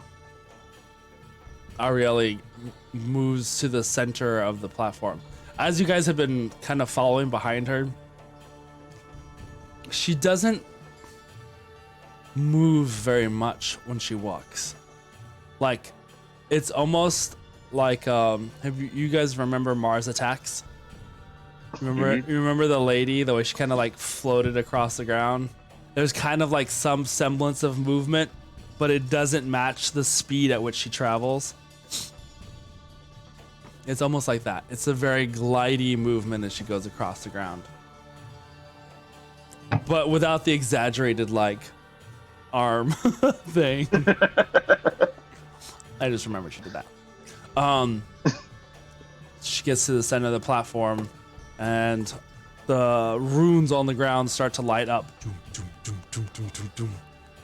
And within moments, the portal activates. And you guys are sent off to another place. Whee! Teleportation is weird, but it's not uncommon for you guys. You've recently been doing it a couple times now, so gotten used to it. Whenever you arrive, a moment later, hold on. This is a little too. I need to bring it down a notch. That's A little too wild. too happy. You arrive in what appears to be a cellar of some sort. It's completely dark. Anybody have dark vision? Mm-hmm. I do. The fading light from the teleportation circle gives you the briefest moments of sight in this room as the light starts to completely vanish and it is now pitch black. So those of you with dark vision, you can see the dimness around you. Make a perception check for me.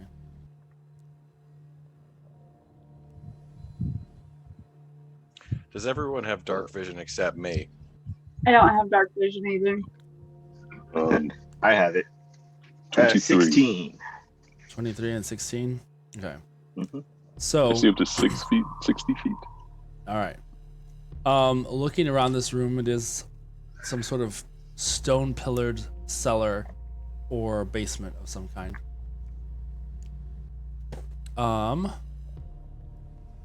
Let me pull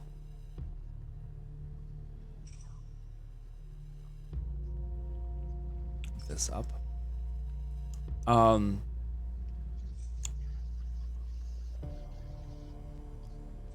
For the briefest of moments, there's just pure darkness, and then a bright orange yellow light kind of starts to fill the space as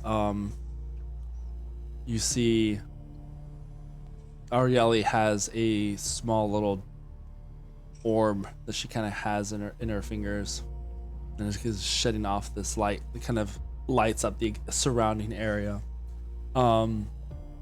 There are no boxes, no crates. This is just like literally an empty cellar with a teleportation circle set into the center.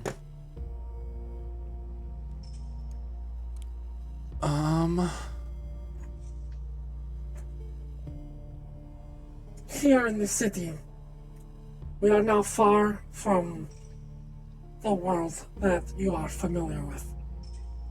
The smaller kingdoms and city-states around this lake of steam run on their own governments. As such, some of these places are dangerous. This one is ruled by a Bane-worshipping populace. Are you familiar with this Bane?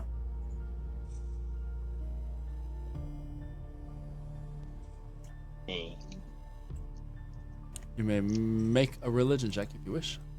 Religion check. Oh, I thought you said pain at first, like they worship pain. I and did pain too. was That's Like, yeah. It's like Pighook is Pain worshiping. here. yeah. Masochist I'm society. home. 16. 16. 19. Whoa.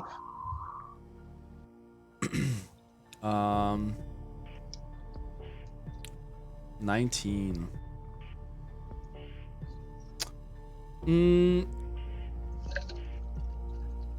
Bane, pretty dark guy. Generally, he's the god of like tyrannical oppression, terror, and hate. So if there was like just a god of just like a bad attitude, that would be this guy. Not a pleasant individual by any means. They are civilized after a fashion, but it is best that we keep our interactions with the people of this city to a minimum. The closer and the sooner we can get to the boat to get to the temple, the better. Big I've only like half heard that. In real life We or can- like Pigug? No, and Big Okay, was okay. like looking around the room and Yeah. he was like, yeah. Are we in the abyss already? Oh no. No, not yet. We still have some traveling to do by boat to get to the temple. The Temple of Cacophony sits upon the Arnrock Mountain, which sits in the center of this lake. It is a volcano. It's the Lake of Steam. Exactly. Okay, I can see why they built a town here. This seems very safe. of course. I mean, if you It used to be called Pompeii. Then they rebuilt. rebuilt it, It's been rebuilt a couple of times, but right now it's called. Yeah. maybe they Mintar. worship Bane as well. I mean, according to what I know about Bane, they probably do. All of their pores are very clean. Yeah, And very large. yeah. Their pores are huge. They're so Oh my gosh. huge. Okay. So, The volcano is not close to this city. They are relatively safe. The journey will take us 4 days at its slowest. Let's make it in 3. Huh?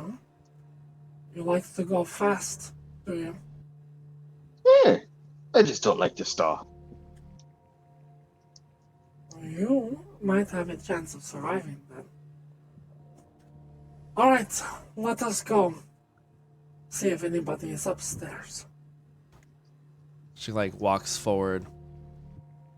Like now the small little orb starts to just kind of float in the air as she lowers her hand and just kind of floats around her. She walk you the fur, which I guess would be like the back of the room from where you were like came in facing. There is a alcove in the wall where some stairs lead upwards. And she leads you to a door there where she knocks. And within a moment, it opens. And a older, scared-looking human of a man just kind of opens the door timidly. Oh, you're back. I was not expecting you so soon. Mistress, are these the people that you are taking with you? Yes. Has there been anyone talking about the building? No. It's been super quiet, very quiet. Been keeping a watch. Come in. He opens the door and lets you guys come out of the cellar from where you guys were at. And into what looks like an abandoned building.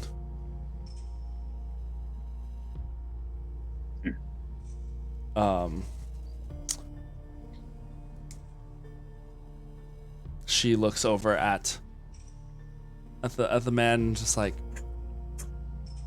Dagger, these are going to be our guests to the island.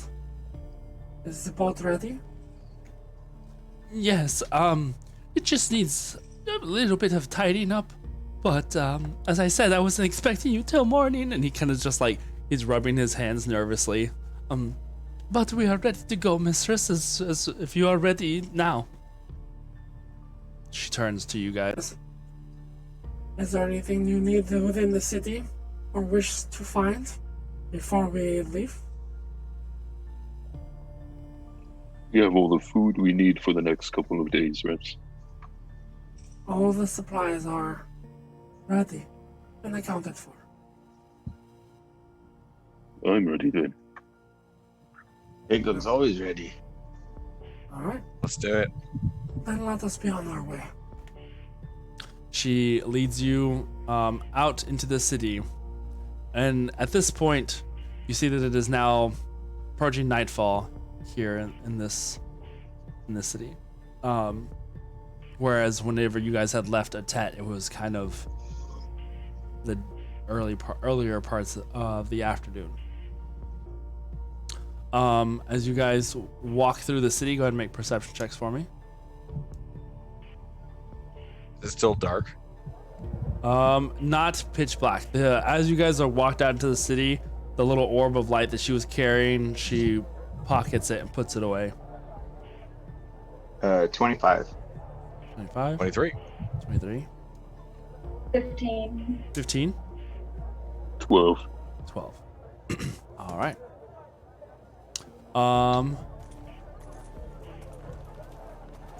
Let's see here.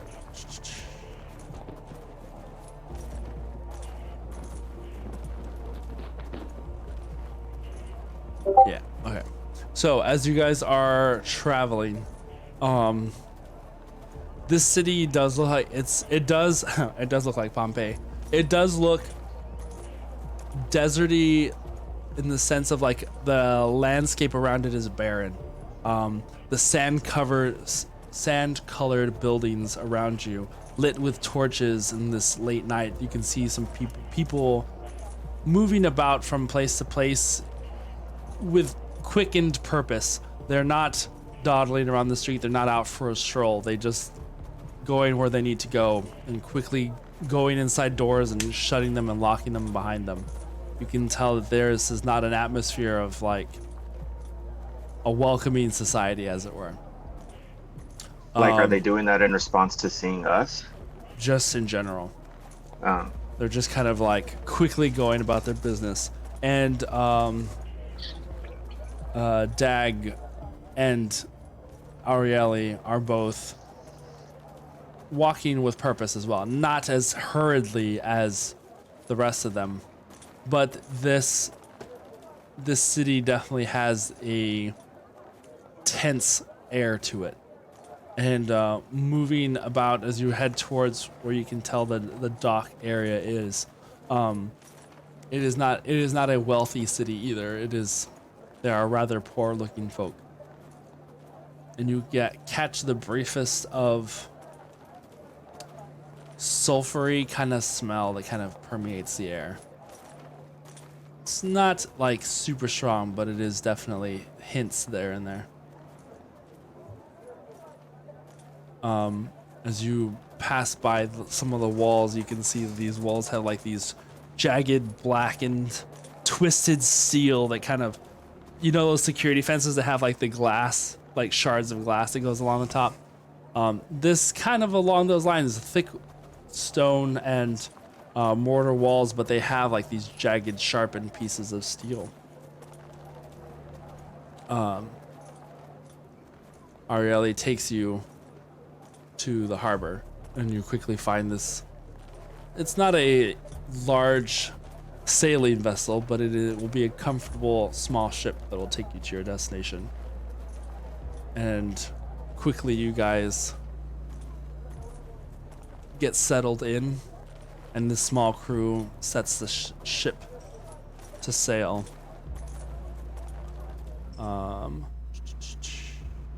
This. You guys slowly cast off from the city, leaving it behind with minimal interaction between any of the citizens. Definitely, you are on a mission. And so you set sail into the night. As it is we're gonna try and get there within 3 days. You're gonna be going a little faster than normal. So, I will have for the night. Anybody want to stay on watch? Yeah, well. Okay, well. I can take next watch. You don't have to, like, there are crew members too that are going to keep watch. I just didn't know if anybody else wanted to kind of keep an eye out while you guys went. All right. So for the first watch, go ahead and make a perception check. 10. Perfect. Mm-hmm. You guys, the rest of you snuggling up for sleep in the evening.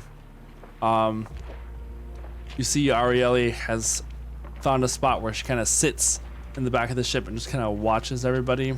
As she watches you, Pegug, she eventually comes over to you.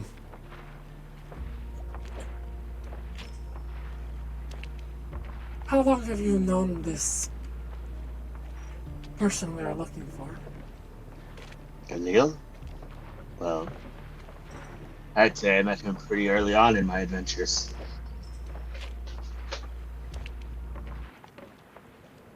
You, how long have you known, Afrio?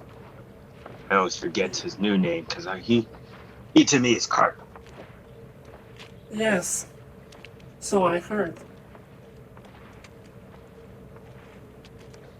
This Afriel is a curious individual. He seems to be a person of importance, great power even. We of the Sisterhood have yet to determine what sort of being he proves to be. But we have a curiosity when it comes to beings of power, especially those that walk amongst mortals. It is a rarity. Well, as a being who walks amongst mortals myself, I would say that don't underestimate this boy. Oh, And most of all, don't think yourself too highly. I can already tell you think you're just gonna use him, but he's more special than that. If there was a way to see an expression on her face, you can see just with the body posture, kind of changes to like, curiosity. And Pigog just has this sense that, I mean, obviously he doesn't quite trust Arielli's intentions, but he's used to that, so he's just blunt. curious. You speak of beings of power and not wanting them to be used or abused, and yet I sense that you are more, there is more to you than meets the eye. Well, if you want to see that side of me, all you had to do was ask.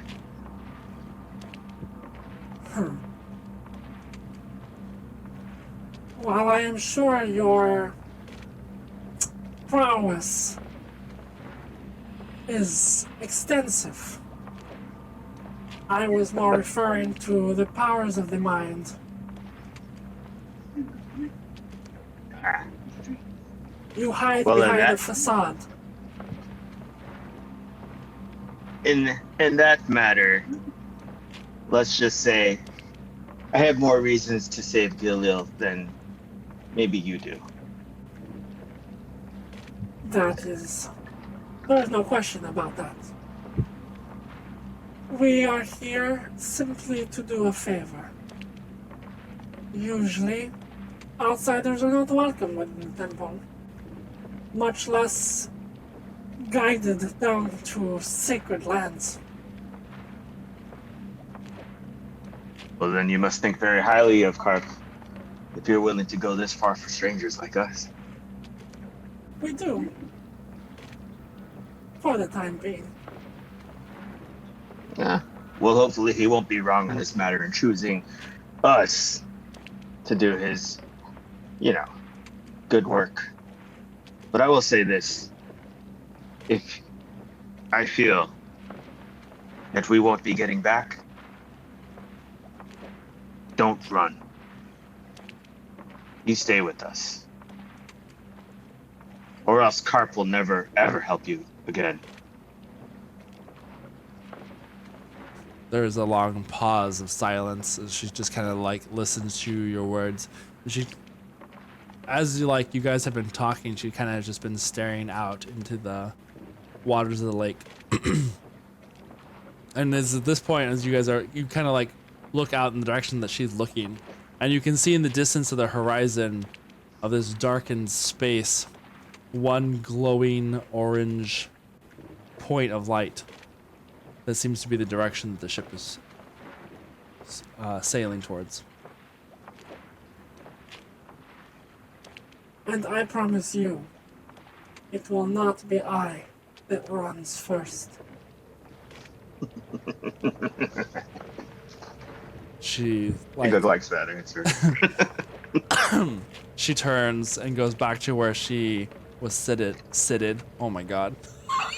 After that whole conversation, that's where she was seated. She goes back to where she was seated.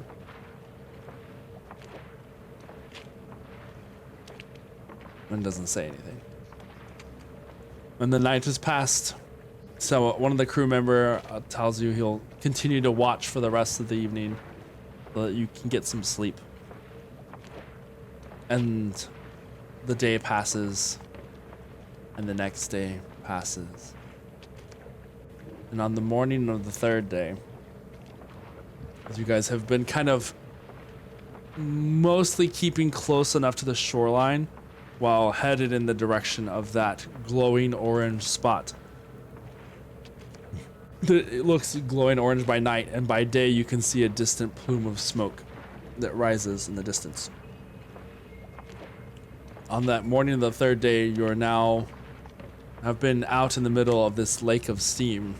You can see why it's called such, because especially in the morning, the steam that rises from the waters creates this like almost fog that's just strange and tendril-like as the steam rises.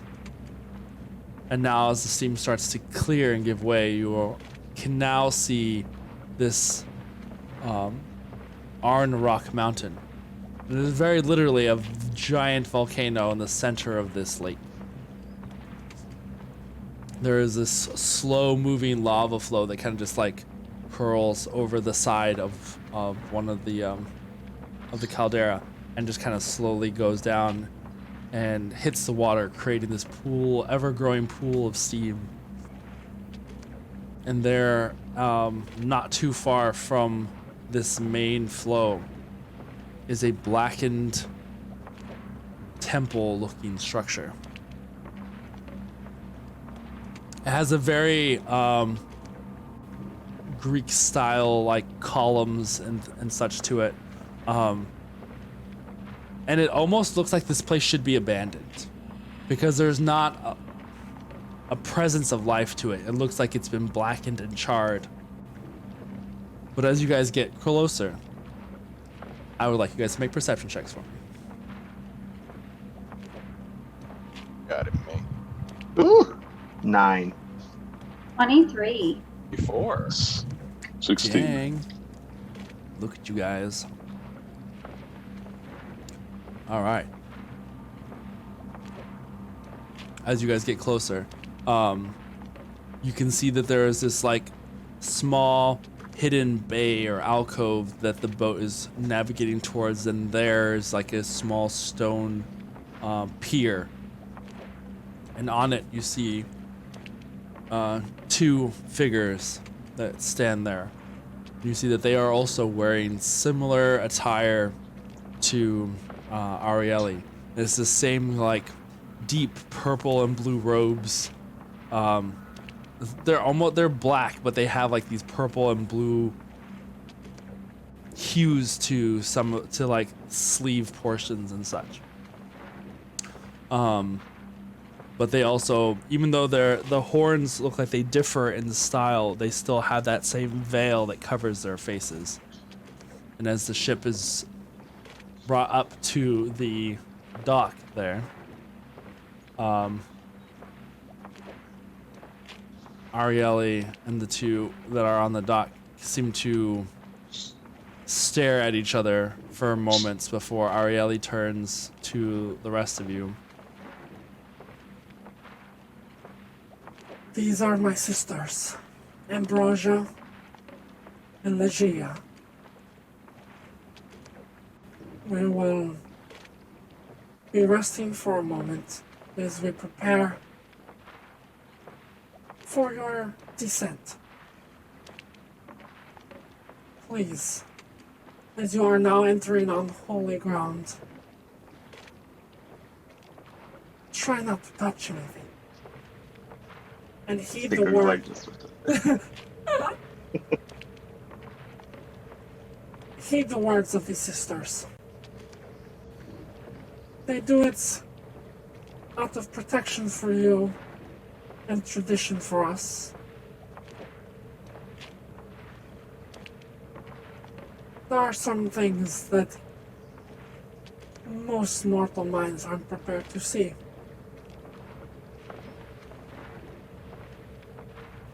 She kind of like takes a step back, and the two sisters kind of extend arms. The one she had said was Ambrosia. You can see like this red-skinned arm like extends, like as they're trying to help you guys up off the ship. I So- will take Ambrosia's arm. It's a very firm grasp for being like this like small, like almost dainty arm and hand. Like as she pulls you up, she does so with a strength that is kind of startling. Well, well. Look who it is. If it isn't Top Down Tabletop. How you guys doing? Good to see you. Thank you for the raid. Thank you for coming to say hello. It should be noted that Growth is a furry person, and being on a lake of steam for the past 3 days has made him look like a very large Pomeranian. That is amazing. I had not thought about that whatsoever. I didn't think about that either. Till now. That is a good point. I mean, you are just very, very fluffy right now. The Yeah. humidity is intense. When Pigog is near him, he like instinctively like starts like petting him, or like it's not even like intentional. He's just like soft fur. Yeah, That's there perfect. you go. Yeah. Perfect. All right. Well, It's because he can't touch anything else. Does my fur make me look fat? that's my yes, I'm not I'm not fat. I'm just big boned and I've got a lot of fluff. I'm big furred. Big furred. Big furred. Ambrosia, she There's helps nothing you. wrong with a little fluffiness. No, definitely. Ambrosia, as she helps Martel up, off the boat onto the dock. Welcome to the Temple of Cacophony. We will lead you to your chambers where you will await the transformation. Thank you for having us. Pigog's like gets all excited because he thinks that sounds a little dirty, but he really doesn't know what it is.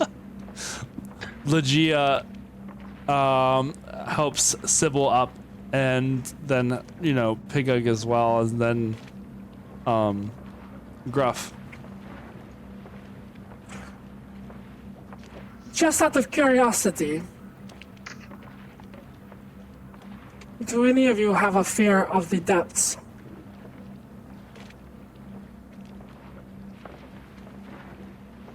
Fear of the depths. Yes. Pigog's not afraid of anything. Only needing to go when there's nowhere to go. Then we will make sure that you have been made comfortable before you leave. Oh, good. Even you beings must go when you need to, huh? The Ambrosia bows like in acknowledgement. Yes, indeed. Come with me. And I just as I turn to I turn to Martel and I'm just like, everybody needs to go. I mean, That's absolutely right. No, it's what these comes beings in. think What so goes in high must of come out. themselves. Exactly. Can't say you're much better than anyone else if you're sitting down too. Right. So, as you are guided into this temple, you do see now that once you have entered into it, there is life, there is movement. But every individual you've seen and the few that you have seen, well, let me turn this off because you are no longer on the water. The few that you have seen are all dressed the same. No one's faces are shown. Everyone walks veiled. You four seem to be the only ones with faces outwards, and it does seem to startle a few. Like, you'll see a pair of these tiefling women that kind of stop in the hallway as you guys pass by, and like almost take a step back as you guys are escorted down the hallway further. Spigot says, "Hey, Ariana, are all these your sisters?" Hold on.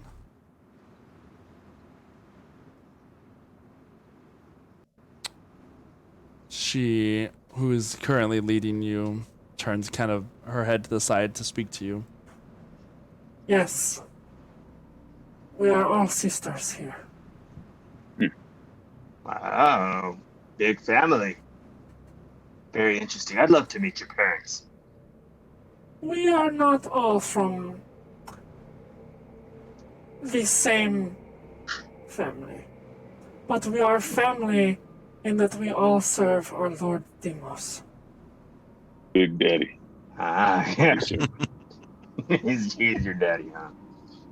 I guess you have After- two dads. After a fashion, I suppose you are correct. Well, I can respect that. In respect to Big Daddy.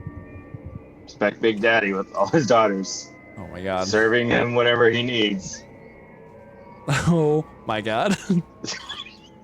Everyone make constitution checks. So constitution saves. Should, As the blasphemy catches in your throat. No, no. I'm just kidding. Should I got a should we 5. be wearing veils as well?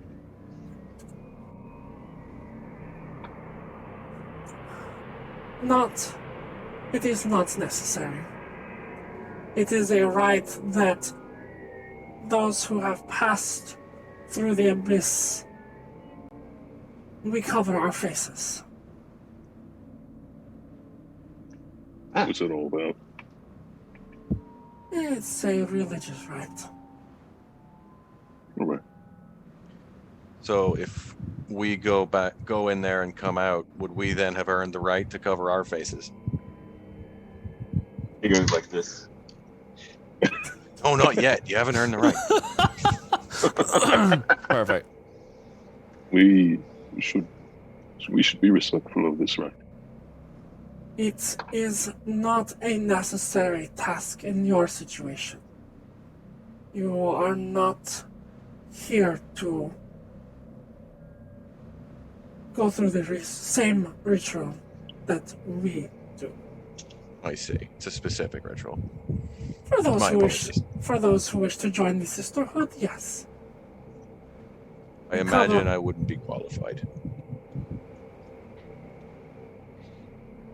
Put simply, no. It is a right only of one specific nature. There are others who follow, who do not have the same observances that we do. If you are interested, and though I would not suggest it, you can seek them out. Aaron, has everyone been a tiefling? At least the sisters? Make a perception Right check. here. It's a good question. 12. All of the members of the Sisters of Demos that you have seen on the island so far have indeed been tiefling women. And in fact, it would seem that the Dag, the captain of the ship, is merely that, just a hired captain of a vessel, and he did not leave. He did not step foot on the island. He stayed on the boat. Oh, good boy. Did we have to? What? Never mind. Did we have to receive the hand of someone who is a member of this pact in order to get on the island? I asked him. You ask her. notice that we It is. all received the hand of ambrosia. Take Yeah. it off. You are more astute than you appear. Yes, you have to be physically invited onto the island, or else face the penalty of death.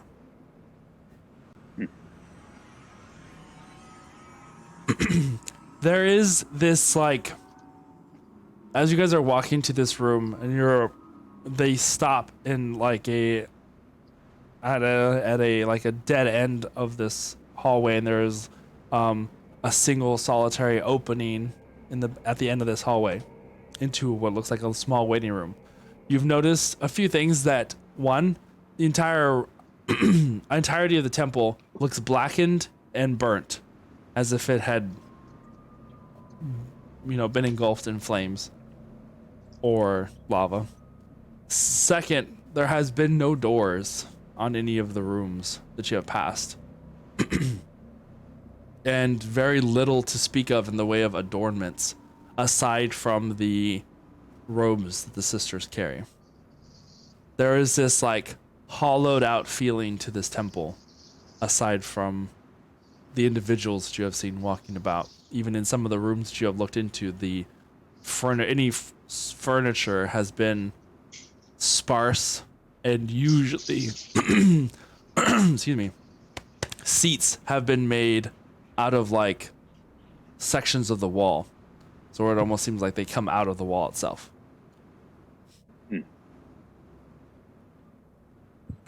This is where you may wait. We will bring you some things that may come in handy for the rest of your journey. Thank you. We will be back momentarily. Ambrosia will be waiting by the door if you have any further questions. It won't take Well- long. Good. Are the walls made of obsidian, or are they just blackened? Like it's They are. Make a perception check or investigation. oh, I can do investigation as Grow. Yeah, 26. Damn. Taking a look along this wall, it is charred stucco, or of that nature. But it's blackened, and as your finger kind of rubs across it, it comes off charcoaly and ashy on your fingers. But the seats where there are like benches that are kind of built into the wall, and they are smooth and do not give that same residue on your finger. But you guys are left for the moment as Arieli and Legia have left, leaving the slightly larger form of Ambrosia there. Just kind of like standing sentinel by the door, not like watching you guys, but kind of like facing out the hallway that you guys had come from. Motel and Sybil. I brought something with me I think you'd like, especially when we may have a hard time in the abyss. And Gruff's gonna pull out like a little box, a little metal box, and place it in the middle of the room. He clicks a button. It displays the night sky of where the sanctuary was. So the night sky if you were at the sanctuary where we used to live, on the ceiling.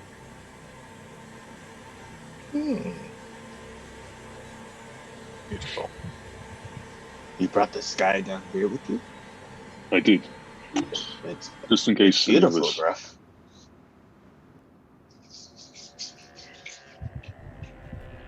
Little shiny case anyone- stars. They are.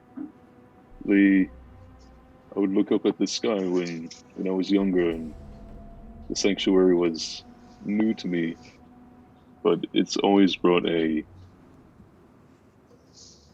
a calm to me, so I figured it'd be helpful. I think this will be good to have along, Right. especially if we're worried about falling to madness. Help us bring us back, if that helps. Do I'll you? turn it off for a moment, but Perhaps it wouldn't have the same significance, but might it help Galil come back as well? if he has lost himself, then I suppose this could help. Same sky, not too far off from where he lived, so you might recognize it. I'll put it away. That's very kind of you, Gruff.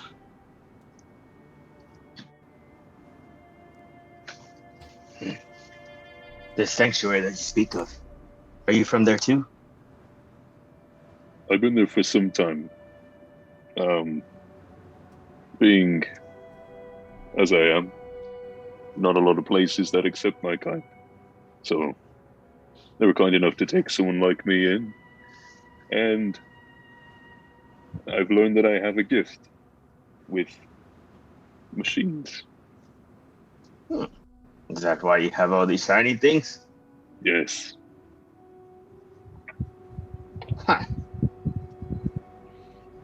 Pig was just thinking like, oh, I could use someone with that kind of talent. Mhm. Ever thought about being a sand pirate? You hear Probably the- not the best environment for a hairy fellow like yourself, but Ooh, that is a good point. we'd Has have he to invented keep you air shaved. conditioning? Yeah. We could The That is- adventures of Pigruff sound pleasant. Pig rough. I might Pig have rough. to That's a new shave my body, but I don't know how pleasant that would look. I've never seen myself shaved. I don't intend to. Well, we have goals now by the end of the No. session. You hear The the foot. Sunblades probably would have a mean shave, honestly. We could make this happen very easily. Yeah, yeah. Just sunblade it real close, real Yeah, close. Just like just it's real almost like fine. it's like Sunblade. Nair, just burns the hair off as it passes. Oh my gosh. It would smell really bad, but it would work. Yeah, sure. The footsteps come down the hallway, and Ambrosia and Legia and Arieli return. Arieli in her hand carries a bundle of what look like water reeds, and she hands one out to each of you. Hold on to these. They are part of the spell, though it will be needed. Follow us. Are you ready? Yes. Lead the way. They lead you out of the little waiting room and down the labyrinthine maze of corridors. They go further down underground into the temple. You can feel the air here is, as much as it was humid before, it is now this super dry, skin crackling heat that's just like seems to sap all of the moisture from you guys as you descend deeper. Finally, you reach a room, a large circular room in which the very center is this large pool of water that spans probably about 20 feet across. Legia comes up to you guys. Take the reeds in your hand.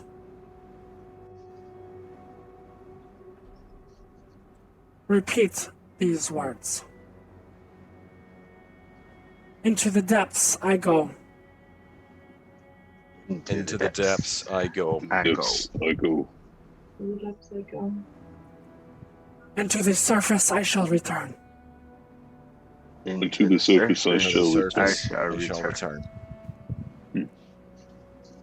There's like the briefest, like faint pop sound, like the little press bubbles of the plastic wrap. It's like a couple like pops, and then the reeds vanish in your hands, and you feel this strange tingling sensation in your throat.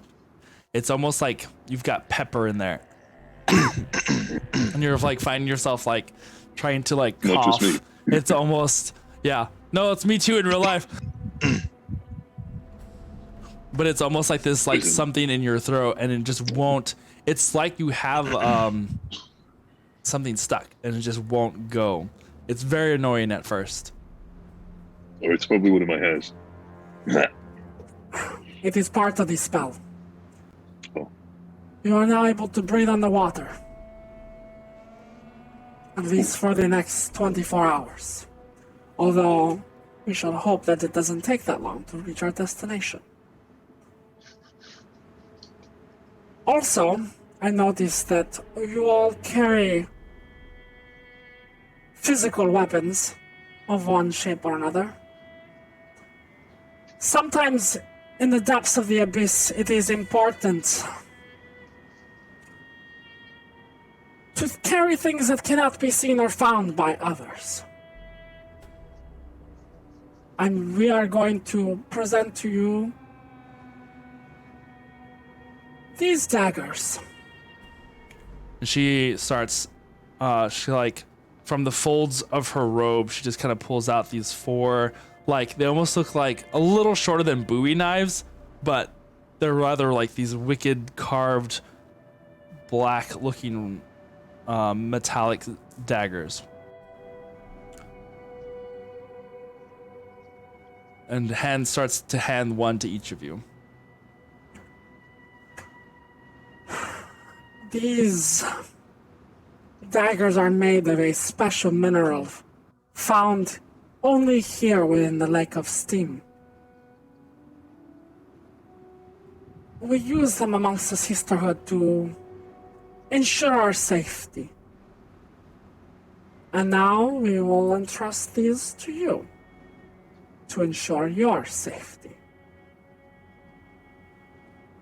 There is one thing that you must remember when it comes to these daggers, and that is they are or will be special to each one of you. A attunement of sorts is required. The blood of Yeah, your there it own is. of your own flesh. Not knowing Pigok had already cut himself on him, testing how sharp it was. Wait, do you really, for real? Oh, yeah. Just like, He's like, here's a new dagger. How yeah, sharp is like it? how sharp is it? It's extremely sharp. And the moment that the blood kind of comes from your finger, there's like this moment where the blade itself kind of phases for a moment, like your cat. It like kind of appears and disappears, and then is there again. I see you have found the true purpose. Wish it away. Will it away.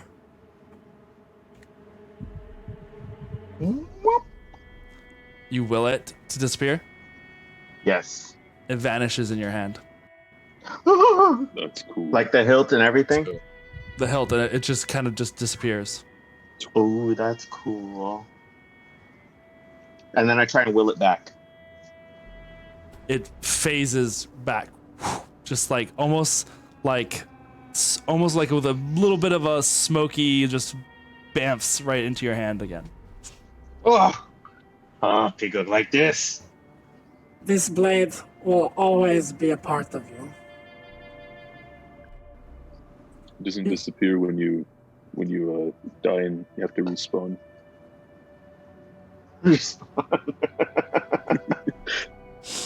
Yeah, Stays I in your know. inventory. Yeah, it stays in your inventory no matter what happens.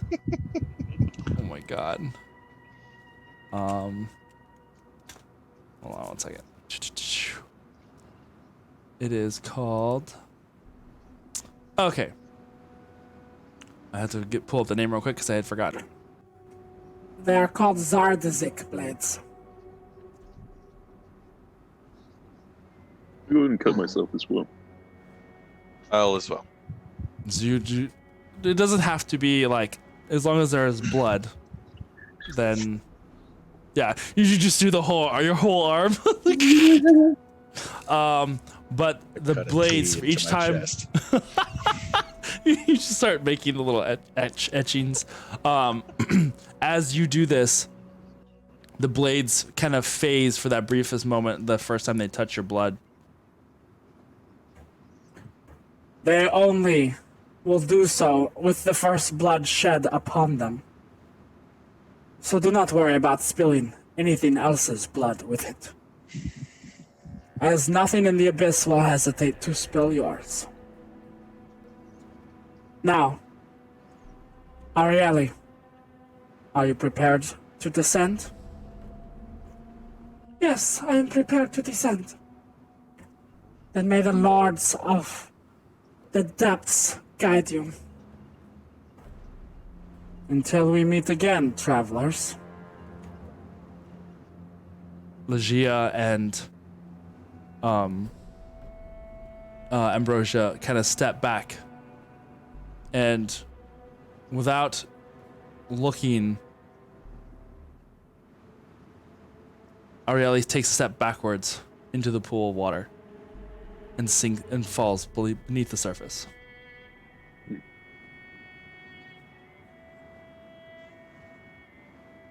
Good looks at the others is like, Into the let's go abyss. save Galil. Into the abyss. And he jumps right in. I jump in after him. I'll like go in foot after foot. Same. Okay. You go like to take a step, and there is no step. It just whoosh Ooh. into the water. The water's cold, and you find yourself sinking without willing it, without needing to swim. You sink like a stone, deeper and deeper. The light from the realm above becoming smaller and smaller as you realize that you are sinking and sinking into the depths of this water. The pressure starts to mount. You can feel your body just like closing in on itself. You try and look around, make perception checks.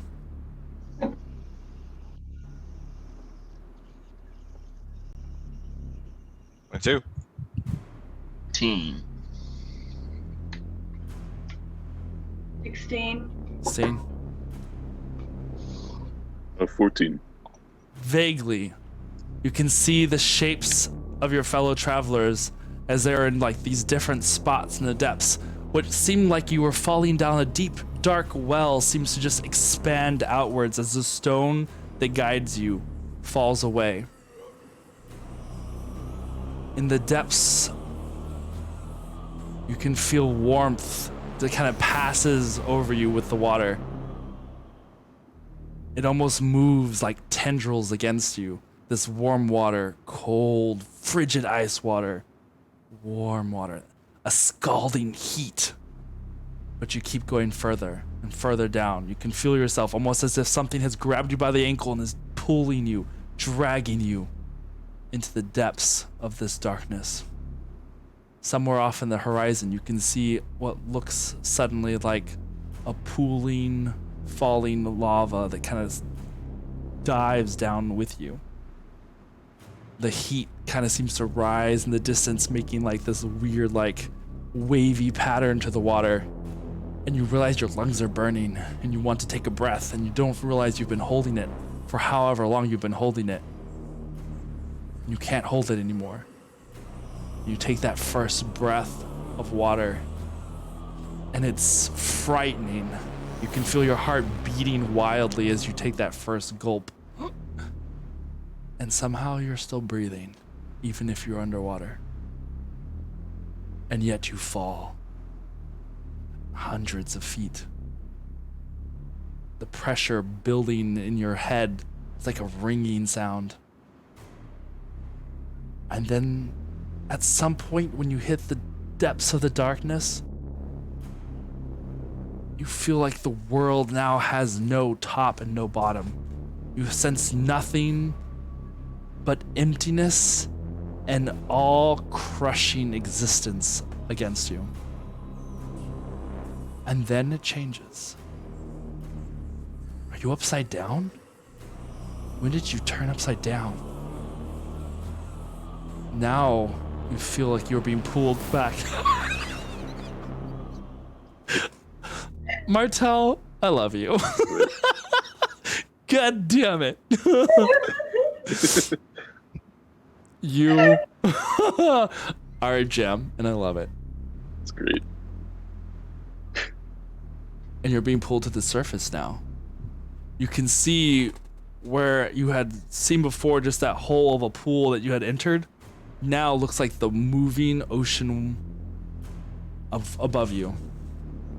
And you can see the other figures rising to that same surface.